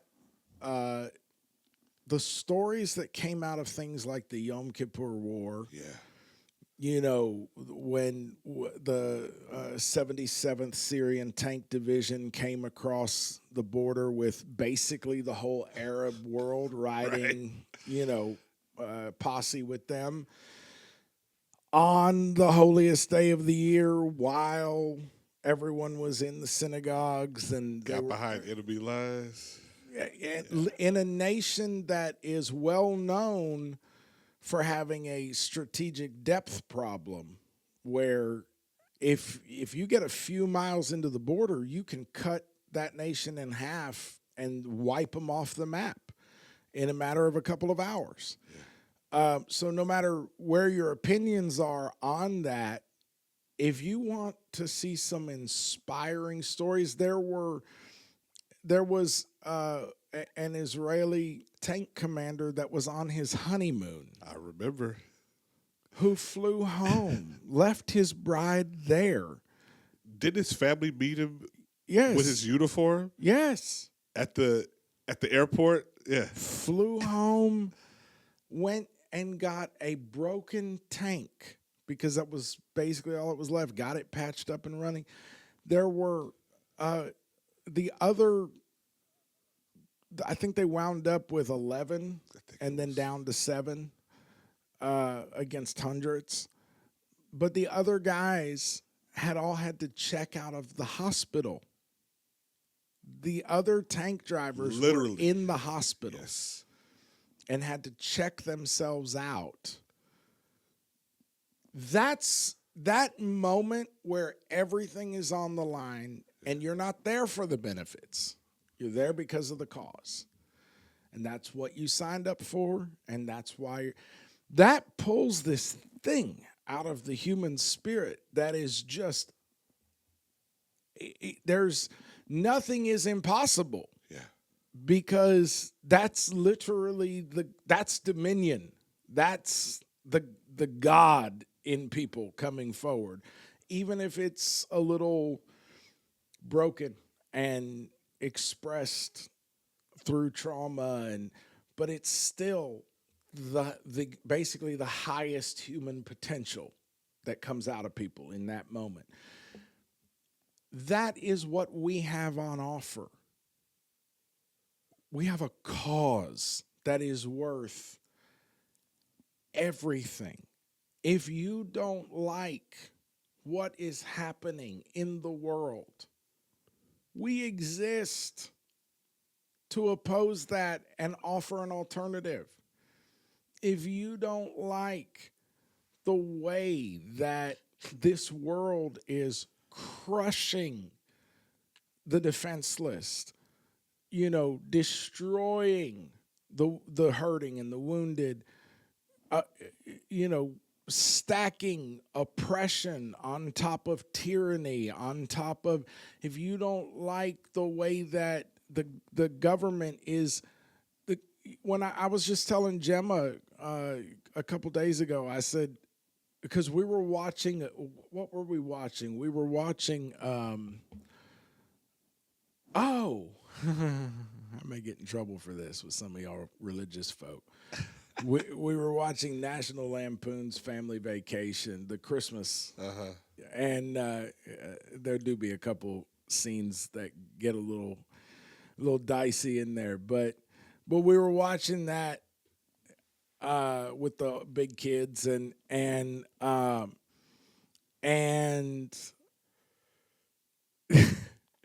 there were a couple like patriotic moments out of nowhere.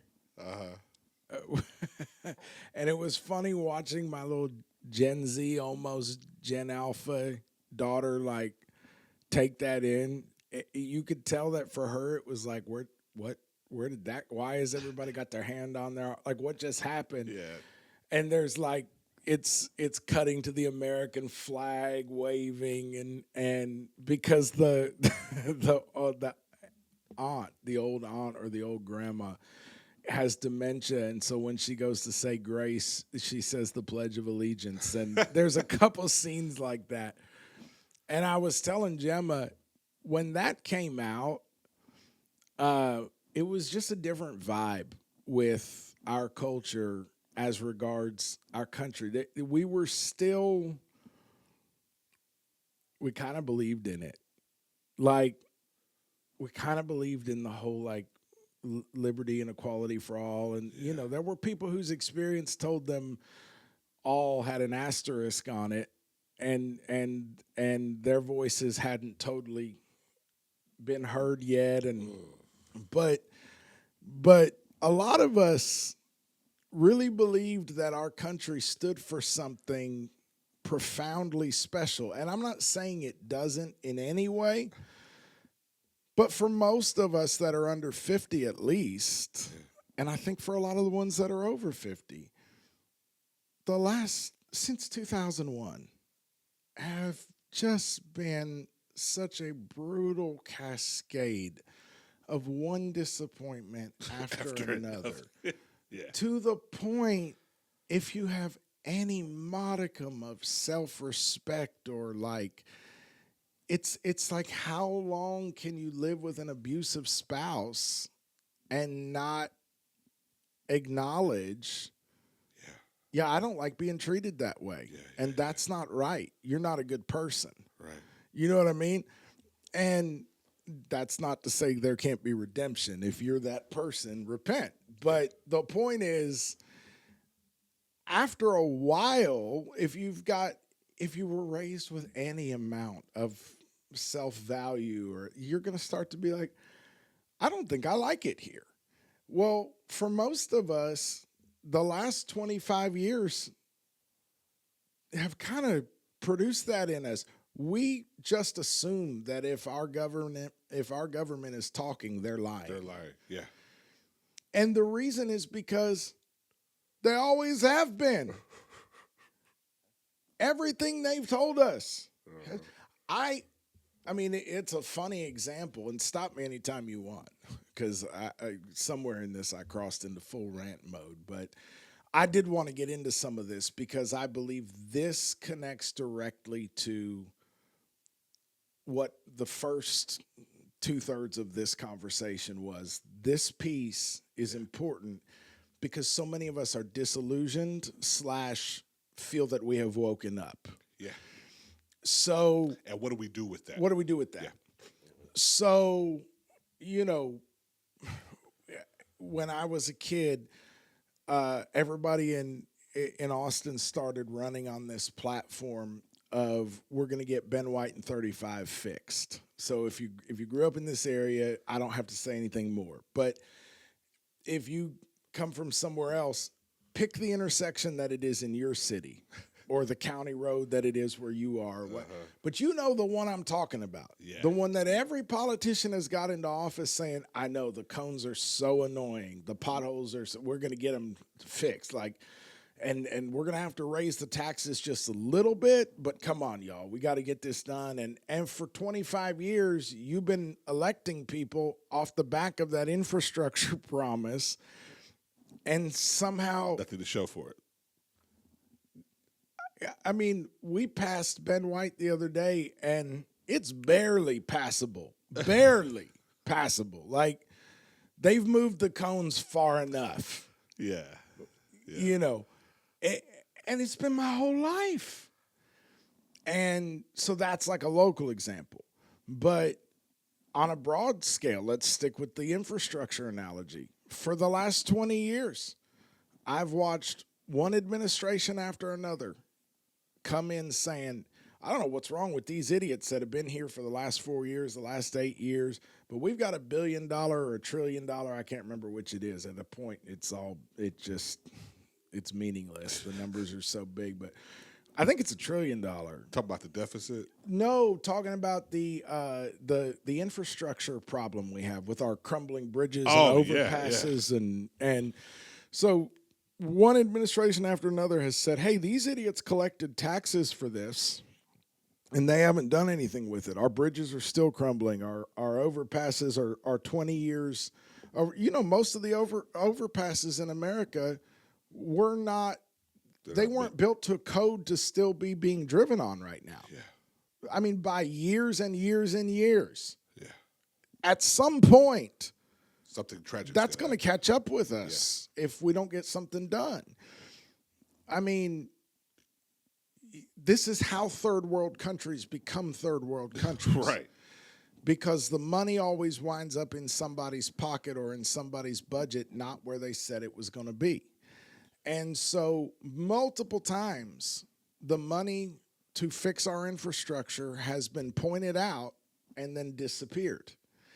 And we have all become so accustomed to it that I think for most people, it doesn't even really bother them anymore because low-key, so far, most of the bridges don't collapse. And also, yeah, that's just what they do. They take our money and they do something else with it. Yep. That's what they do. Yep. Am I in your viewfinder? Yeah, no, you good. Sorry about that. Yeah, your head crosses over it a little Sorry about that. You're good. I'll go up.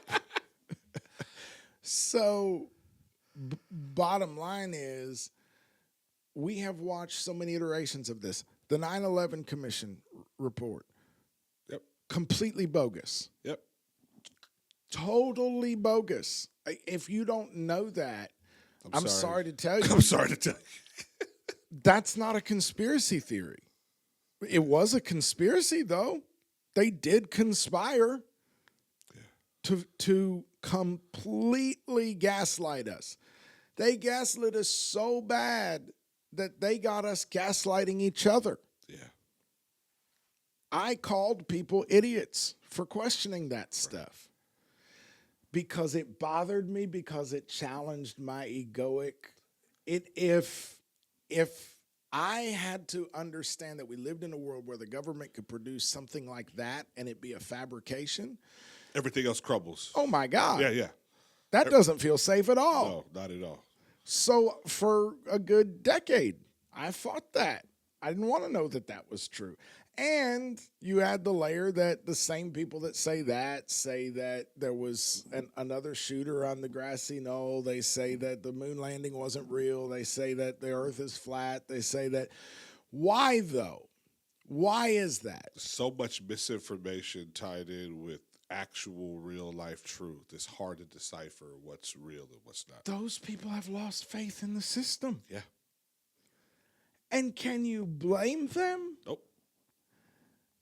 The truth is that we know now that the JFK report also was completely falsified. Yeah.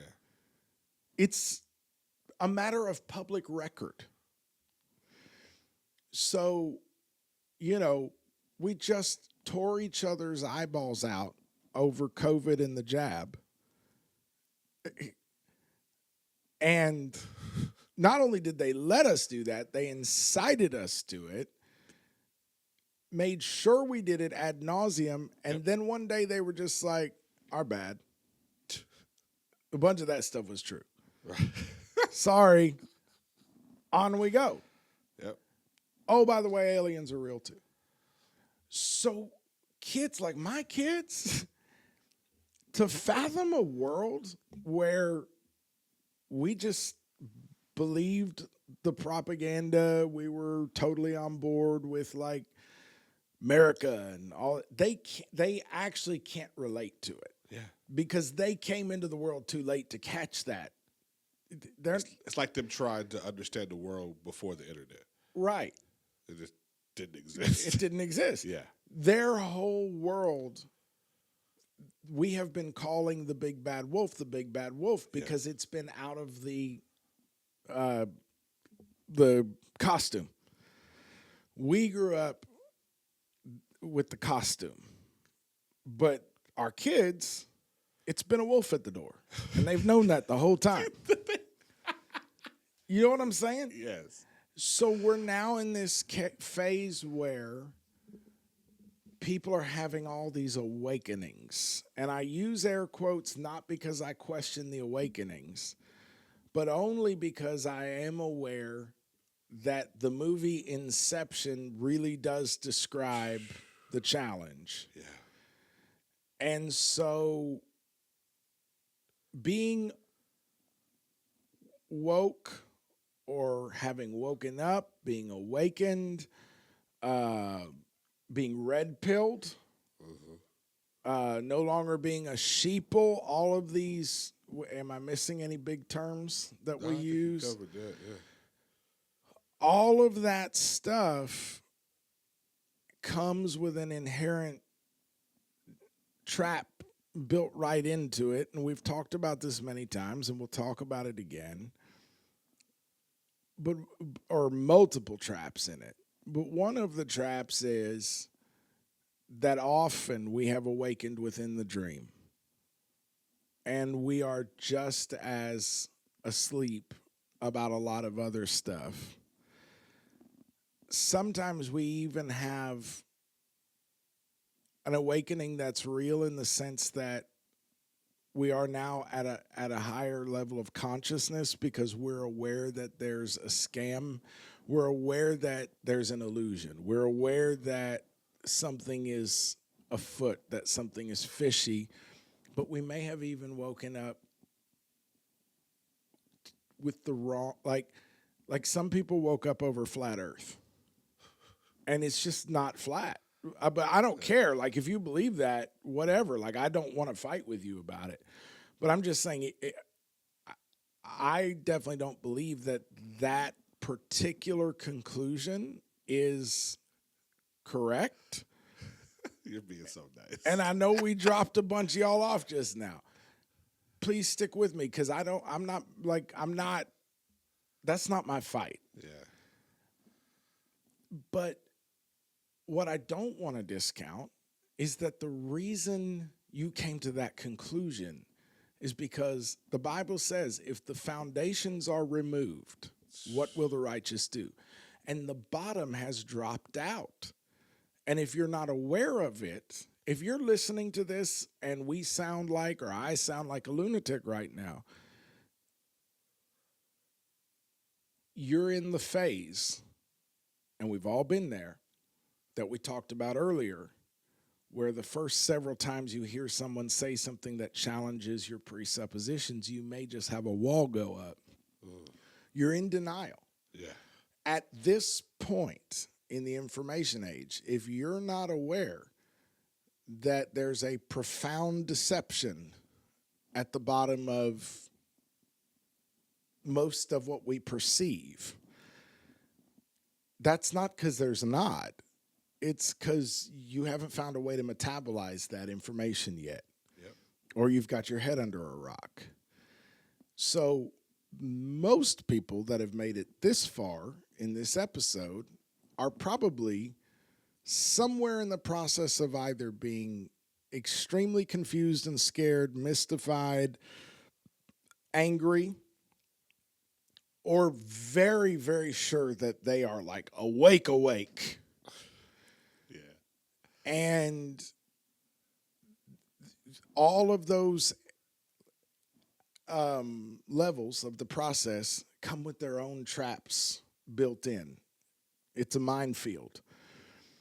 And I feel that it's worth acknowledging to you. Let's say you are a flat earther and I've just offended you badly.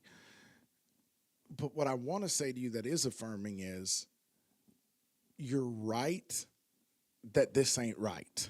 Yeah. You're right that there's a massive deception. And hey, if you guys ever get past your meme stage and prove something, Cool. bro, I promise you I'm not I don't care if it's a ball or like genuinely I don't. What I agree with though is your distrust of Babylon. Yeah. Your distrust of the system. And that ties so perfectly together because if the system has handed down the blueprint of what church, this is what will allow you. This is deep, bro. This is what will allow you to have. You can have, I mean, it's what the Romans did with the synagogues, and it was like, we'll let you have Yes. your places of worship. Yes. We'll let you assimilate. We'll let you gather. We'll even let you have your own form of currency for the temple tax. Yeah. We'll let you do all of that. But you're within the boundaries. And we're going to definitely dictate how and when and where you kind of operate from. Yes. And of course, they gathered the religious leaders to be the spokespersons, and they're still doing that today. Whenever there is a level of propaganda that needs to go forth, and they need to infiltrate certain communities, Yes. watch your news feeds, watch social media, you'll see the marquee preachers presenting the message because they are considered safe messengers. They are able somehow to bleed through defense mechanisms, boundaries that should be up. They're able to garner a level of trust and affection from people who would be very distrusting of the politician, Right. but very open to the preacher. Right. And so when the politician and the preacher, they start to come together, and that message starts to invade the pulpits, that's when that message becomes just so blurred and diluted, and the gospel no longer is the gospel anymore. It's something so foreign and so different that we don't even recognize it anymore. Bro.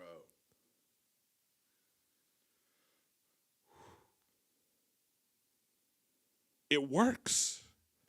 It simply works. It was no accident that the Sanhedrin were so involved with Jesus being crucified. He was a complete threat to the balance of power that they had so meticulously curated and tried to maintain.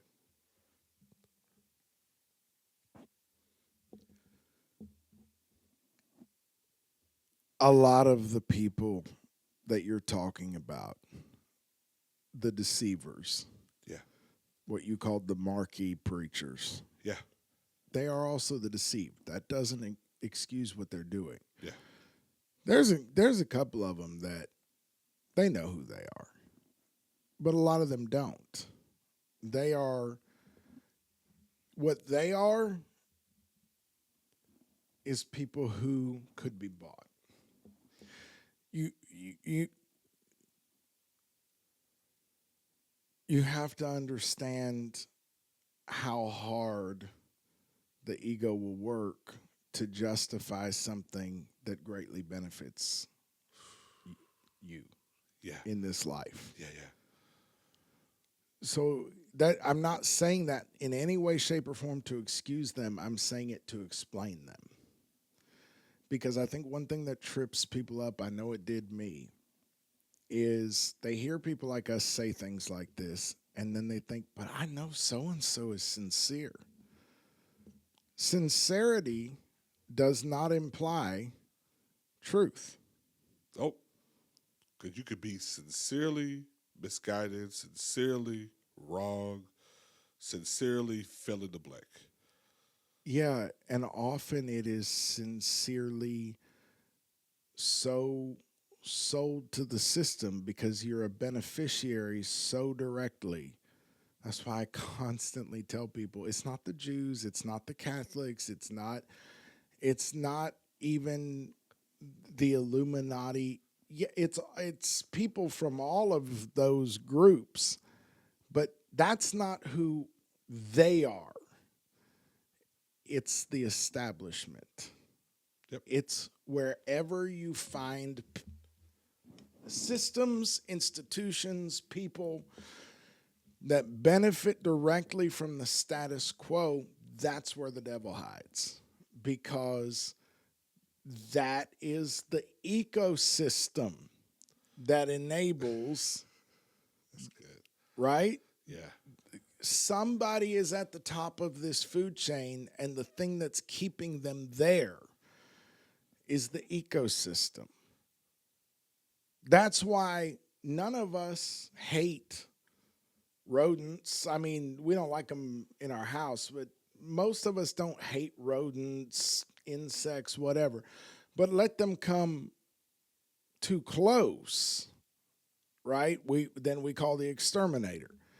We're going to deal with that mess when it threatens to destabilize the environment that puts us at the apex. So I don't like snakes, but I don't care if they live way out there.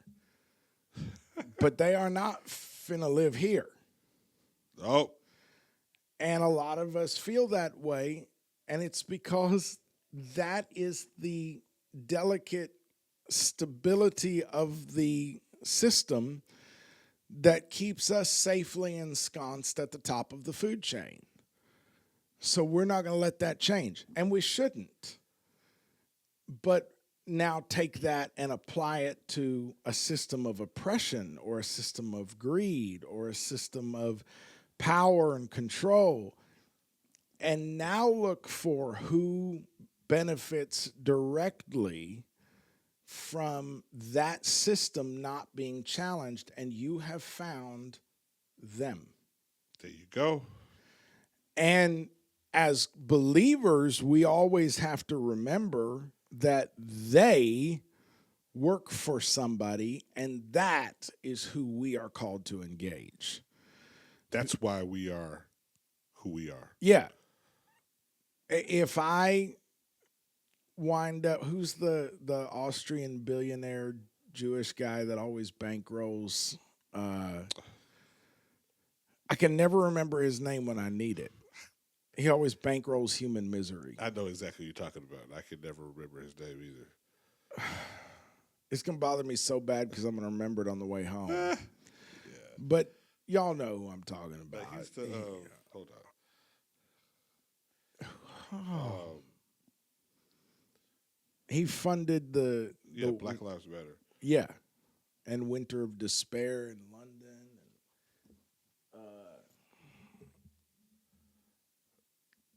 Somebody's yelling it at the screen right now. I'm going to look it up. Go ahead. And I can hear it. But if I meet him, I think he is the closest thing I've ever seen to the devil incarnate. But if I meet him and I don't share the gospel with him, I have failed in my commission. If there's any opportunity, if there's even a hint of an opportunity, because he is not my enemy. Whew. Paul went to Rome knowing they were going to take his head from his shoulders. George Soros. Soros. Yeah. If God graced me with an opportunity, he took money from my ancestors to put in the Deutsche Bank for the Third Reich. He was the enforcer that came around and got their money and their valuables so that they could be shipped off to the camps. Mm-hmm. But if God graces me with the opportunity to meet him, even though he's a turncoat of the worst kind and has done so much evil since then, that basically, I'm going to say allegedly, he did that. He's not my enemy. He definitely works for him, but he's not my enemy. And so that's an important distinction. But he is them. He represents the evil that is afoot in the world. And so why? Because he profits off this system so directly that he cannot afford to allow any injustice to be addressed. And so the point of all of that is to say, when we become aware of the game, there are so many directions that can go that don't lead to life. What do you do with awakening? Because the first thing most of us do is go check ourselves into the hospital. And that's because you probably are having a full mental breakdown. What they call it, an existential crisis. Yeah. Yeah. So thank God for the hospital function. But what do we do then? After we get you stabilized, after we get you, what do we do then? Yeah. Now, that's the question I want to hang in the air for people to really ponder. As they listen to this, I don't want people to rely on us to give that answer. Easy answers. Yeah. While we lie in Antikemi in opposition, I think one of the best things that we could do for people is to sound the alarm, allow their minds to come online as we're pointing them to the cross. But we want you to get connected to the source. Right. So that way, the same level of enlightenment, awakening that we're experiencing, and we're coming to the conclusion of us ripping off the IVs from the machines. And deciding that even though we who work for the organized church profit directly from this system, we refuse to be so wed to that. That's not our source. It's not our source. So we refuse to be so attached to the mechanism that has enabled that career that we would deliberately hold people in captivity in their hospital room, Yeah. even though we now see that the hospital in many ways is a product of the system we're called to lie opposite to. We're not going to do that. Nope. There is going to be the Lord's church standing when the dust clears. But you and I have both had the conversation. I don't know what it will look like. And I think there has to be some of us that are okay with that. When you see these marquee preachers that you're talking about that are a key piece of the conditioning because they keep the evangelicals, as it were, in line with the overall agenda of the system. When we see them filling that role, we need to understand more often than not, that's not malicious, it's fear-based. They don't want to lose the thing that's putting bread in their children's mouths. Come on. But the thing is, at some point, we have to decide whether God is our source or not. And we have to decide. Moses was an initiate in Egypt. He was a member of the royal household. He had everything to lose by going Antikemi. But there have to be some people who decide that that's okay and do it anyway. And that's what we're trying to do. And that's what we're trying to. So when as you go to the Lord with this, just know we have some ideas about what some of the answers are to the questions we're raising.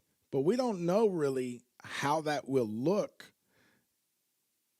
That's what we're trying to get enough people mad enough about the right things that we can storm the gates of hell together. Did I cut you off? No. That was. I told you I was listening to a pump-up song on the way in. Now, this song was released by Bob Dylan in 1979. So some of the particular cultural references, a little dated, right? But that makes it more powerful to me, not less. Yeah. Because it's crazy to me the way, in my opinion, he calls out everything that we're talking about decades before, either you or I, years before either you or I was alive. I wasn't conceived yet when he released this. And yet, everything he said could only be said to have been proven to be truer now. So the song is When You Gonna Wake Up. And here's the lyrics. God don't make promises that he don't keep. You got some big dreams, baby, but in order to dream, you got to still be asleep. When you going to wake up? When you going to wake up? Strengthen the things that remain. Okay, so that refrain right there, when you going to wake up, when you going to wake up, strengthen the things that remain, is the refrain between all the stanzas, right? But here's the stanzas. Counterfeit philosophies have polluted all of your thoughts. Karl Marx has got you by the throat. Henry Kissinger's got you tied up in the knots. So right there, he's calling out systems and, political figureheads that are warping your understanding of the world to align with a counterfeit system, right? You got innocent men in jail. Your insane asylums are filled. You got unrighteous doctors dealing drugs that'll never cure your ills. You got men who can't hold their peace and women who can't control their tongues. The rich seduce the poor and the old are seduced by the young. Adulterers in churches and pornography in schools. You got gangsters in power and lawbreakers making rules. All of this, between all of these, when you're going to wake up, strengthen the things that remain. Spiritual advisors and gurus to guide your every move, apropos of what you just said about not spoon-feeding people. Instant inner peace in every step you take has got to be approved. Now, that line right there, that one really lands for me. Spiritual advisors and gurus to guide your every move, instant inner peace, and every step you take has got to be approved.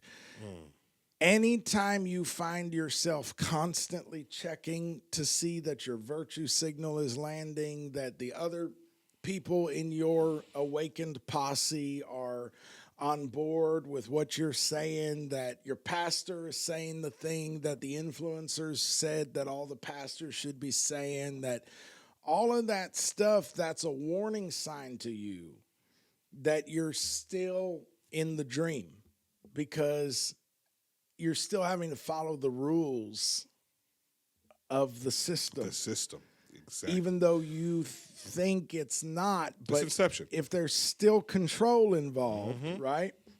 Do you ever wonder just what God requires? Or do you think he's just an errand boy to satisfy your wandering desires? You can't take it with you, and you know that it's too worthless to be sold. They tell you time is money, as if your life was worth its weight in gold. There's a man on a cross, and he's been crucified for you. Believe in his power. That's about all you got to do. When you're going to wake up. So, yeah, here's something else that God's really been hammering on me about, and I feel the need to say it to the Lord's people while we've got your ear. God hates gossip and slander, tale-bearing. Now listen, bro, we need to be trumpeting this, because gossip, slander, and tale-bearing are some of the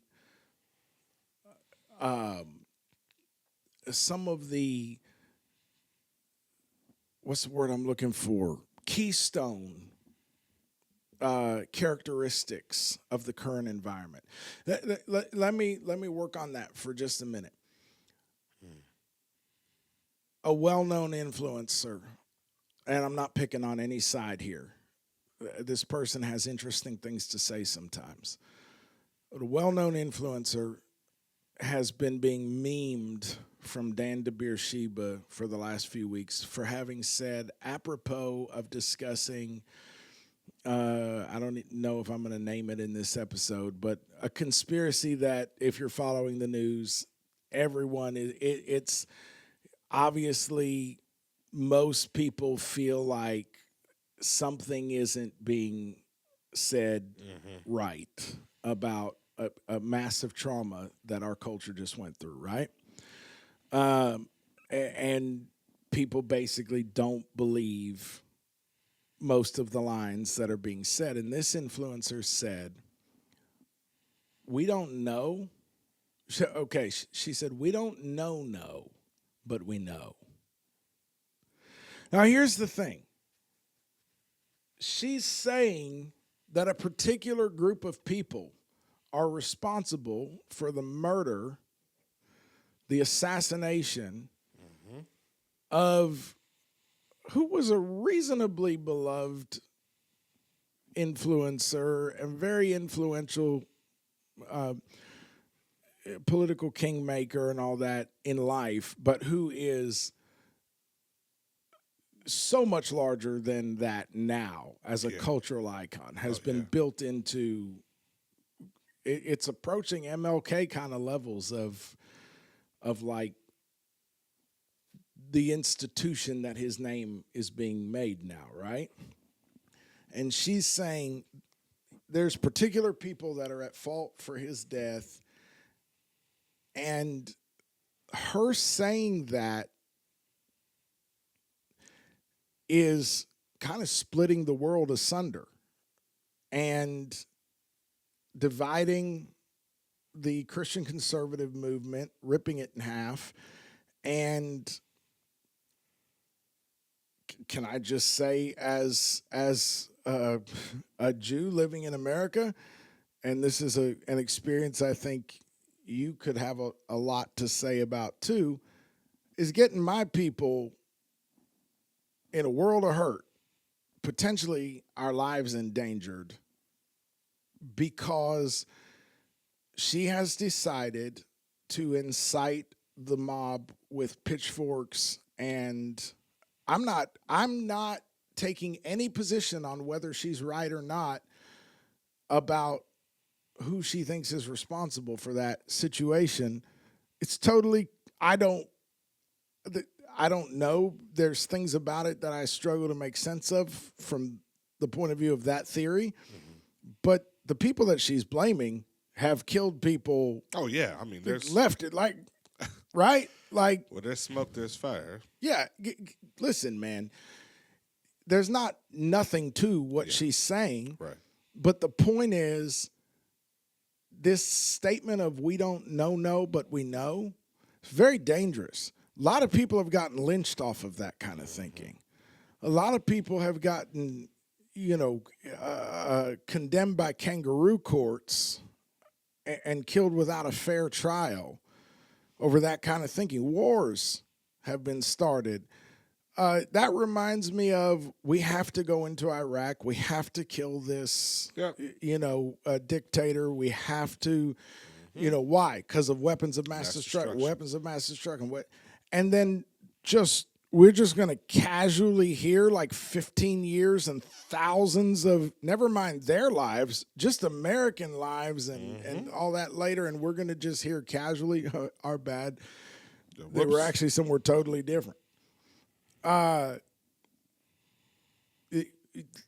kind of thinking, we don't know, but we know. Don't get me wrong. I get having a gut feeling. I get having a sharp instinct. All of that has its place, and you shouldn't gaslight yourself into believing that your gut isn't telling you something that it's telling you. But what you do with that is profoundly impacted by whether or not you claim to be a believer. Even just whether or not you want to be a decent human being. Right. But as a believer, you are in very dangerous territory if you are on board with that kind of thinking, coupled with being a part of the pitchfork mob and being willing to make sweeping statements. Because the Bible says out of 6 or 7 things that God despises, a big one is talebearing, gossip. Out of 10 commandments, one of them is thou shalt not bear false witness against your neighbor. What I don't think people understand, the Bible says a man's good name is worth more than rubies. Also, the Bible says that if you do something like adultery, you actually can't ever get your good name back because it rots your name. Well, what happens when people are accused of pedophilia? What happens when people are accused of murder? How are you supposed to get your name back from that? Because we all know bad news circles the world 7 times while good news is still tying its shoes, just like lies and truth. So what is a person supposed to do once that has been thrown out? It's attached to their name forever. And if you know, but you don't know, and you do that, It's dangerous. It's bearing false witness, it's talebearing, it's gossip, it's slander, but it's also murder. Hate. You are killing somebody's good name, which is as good many times as killing them.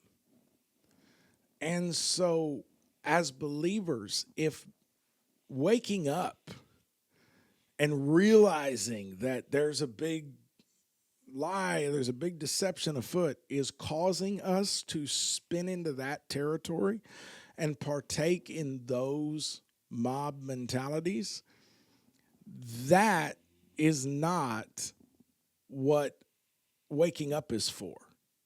That is not coming to a knowledge of the truth. That falls under what Paul said to Timothy when he said in 2 Timothy 3, but realize this, that in the last days perilous times will come. People will be lovers of self, lovers of money, boastful, arrogant, revilers, disobedient to parents, ungrateful, unholy, unloving, irreconcilable, malicious gossips, without self-control, brutal, haters of good, treacherous, reckless, conceited, lovers of pleasure rather than lovers of God, holding to a form of godliness or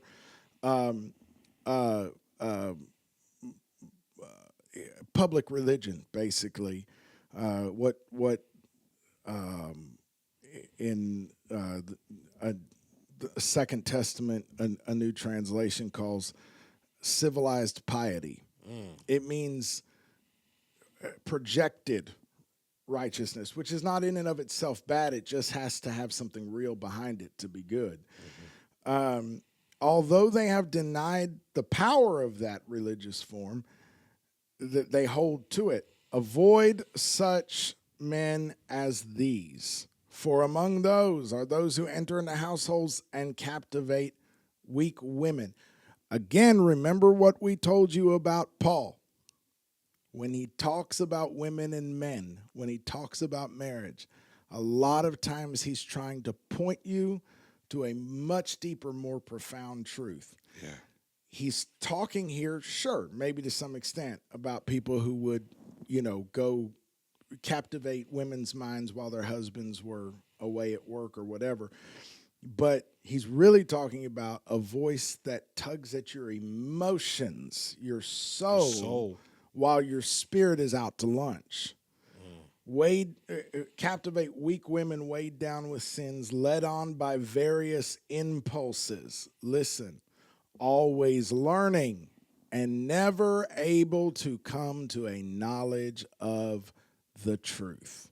So that's one of the things that I feel the Lord just driving at me, that we have to be making sure we say to the Antikemi kingdom, to the Antikemi nation, is if awakening or seeing through the illusion is causing you to get wrapped up in some of these things that God actually hates: tale-bearing, malicious gossip, irreconcilability, recklessness, being led by your emotions, you need to be aware that the reason you can't ever get to the bottom of the mysteries is because you're in this state where you can always learn but never come to a knowledge of the truth.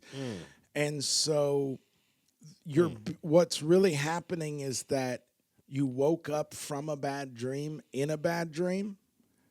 You ever done that? You ever had a nightmare and dreamed waking up and telling someone that you had a nightmare, but you're still in it? Yep.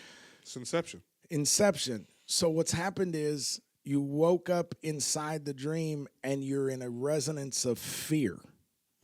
And so you're being led astray, and you're not going to be able to find the truth in that state. Paul told Timothy in 1 Timothy 6, if anyone doesn't agree with sound words, verse 3, those of our Lord Jesus Christ, and with the doctrine conforming to godliness, there's that word again, that civilized piety. He is conceited and understands nothing, but he has a morbid interest in controversial questions. In the Greek there, he's sick with controversy. I can relate to that statement so much that I have felt at times in the last few years almost like a spiritual flu.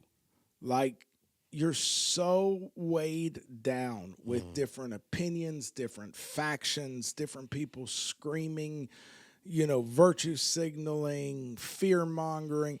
There comes a point where you become It actually becomes a mental illness, the fascination with controversial questions, a morbid interest in controversial questions and disputes about words, out of which arise envy, strife, abusive language. I mean, social media, anybody? Sure.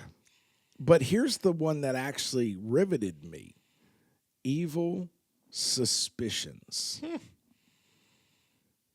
And constant friction between men of depraved, that is, rotted, brain rot, rotted mind, and deprived of the truth. And here's this couples with what we just read from 2 Timothy, who suppose that godliness is a means of gain. But then he goes on and says, no, it's actually, if we recognize that we didn't bring anything into this illusion and we're not going to take anything out from it, then contentment becomes the gain that comes from godliness. So what Paul just gave us a major key here, because we have to understand that the forces driving that behavior in us as we awaken, both the external and the internal forces, what's driving that is that they have something to gain from us being caught in that loop. And so it's really ambitions and lusts that lie at the root of that whole cycle. And so it if you want to see another description of this kind of mindset, go look at Romans 1, where it says that if you are, you have seen God, you're aware of God, but you lose your gratitude for God. There's that contentment piece again, that you will wind up professing yourself to be wise and becoming a fool, and your mind will rot, and you'll fall into the lust and fear and ambition-driven cycles of depravity in this world. When are you going to wake up and strengthen the things that remain? So that, for me, is a central challenge around what we're talking about here tonight, is that the answer, and we're not going to give it to you spoon-fed, we're not going to give it to you on a silver platter, because it wouldn't help you then. It wouldn't. But the answer to what do we do with all of this awareness has to have to do with the purpose of God in our lives and in the earth. Because if we can recognize that the only value that could come out of seeing through the illusion is if we can actually opt out of it. Yeah. That right there. This whole thing of being like, oh, they're doing this, they're doing, I don't believe them. What good is it doing after a while? Like in the beginning, it serves the purpose of helping you see through the illusion, but very quickly it turns a corner and it starts trapping you back in the illusion, because now you just become the shivering, terrified, tinfoil hat person in the corner. And now you're just another player. There's no point in waking up if you don't do anything about it. If you're not making a different choice, if you're not choosing what's right, forsaking evil, and not falling prey to the noise, man. It's all noise. It's not enough to awake. Awake, O sleeper. Rise from the dead, and Christ will shine on you. Jesus said, Lazarus, come forth. Then he said, take off his grave clothes. So that's really what we're getting at here, I think, is, okay, so you're awake to whatever degree you are. Maybe be aware that you might not be as awake as you think you are. I know I keep finding that out. Mm-hmm. That's okay, too.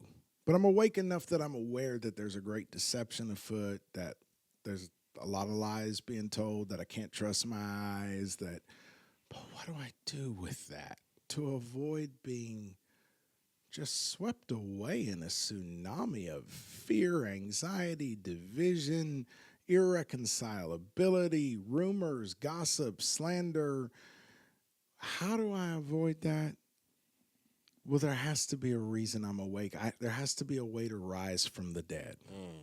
In other words, what we're saying to some extent is, hey, did you get your treatment? Did you get your meds? Did you get your blood pressure down? Did you get your breathing state? Okay, great. Let's get out of here. Let's blow this joint. Let's get you discharged. Yes. and let's go find what we came here for. Because you needed the hospital when you came here, but surely that's not why you're here. Like, Can't be. And we're no longer presenting ourselves as that. So you're going to be either sorely disappointed, right, or you're going to be excited to actively find healing, hope, and pointed towards purpose. right. To do what we're called to do. And there got to be doctors even in war. So if you feel really passionate about the hospital side of it, maybe you're called to that. That's awesome. We need that. There's room for you for that. Yeah. It just cannot be the entirety of the Big C's church identity. Right. And we're fighting against that stigma. I love it. I think you said that so perfectly. It gives us something to like think about, chew on, to meditate on. Yeah, I want you all to drop in the comments how you are going to reassess what the church is to you and how we can participate differently in the army. Yeah. And speaking as clergy, I apologize. Please forgive us. We're repented and repenting. We shouldn't have sold it this way, even though it did seem like one way to be a viable institution in this realm. There has to be a better way because this feeds the system too much. Yep. Keep We on love living you. Antikemi.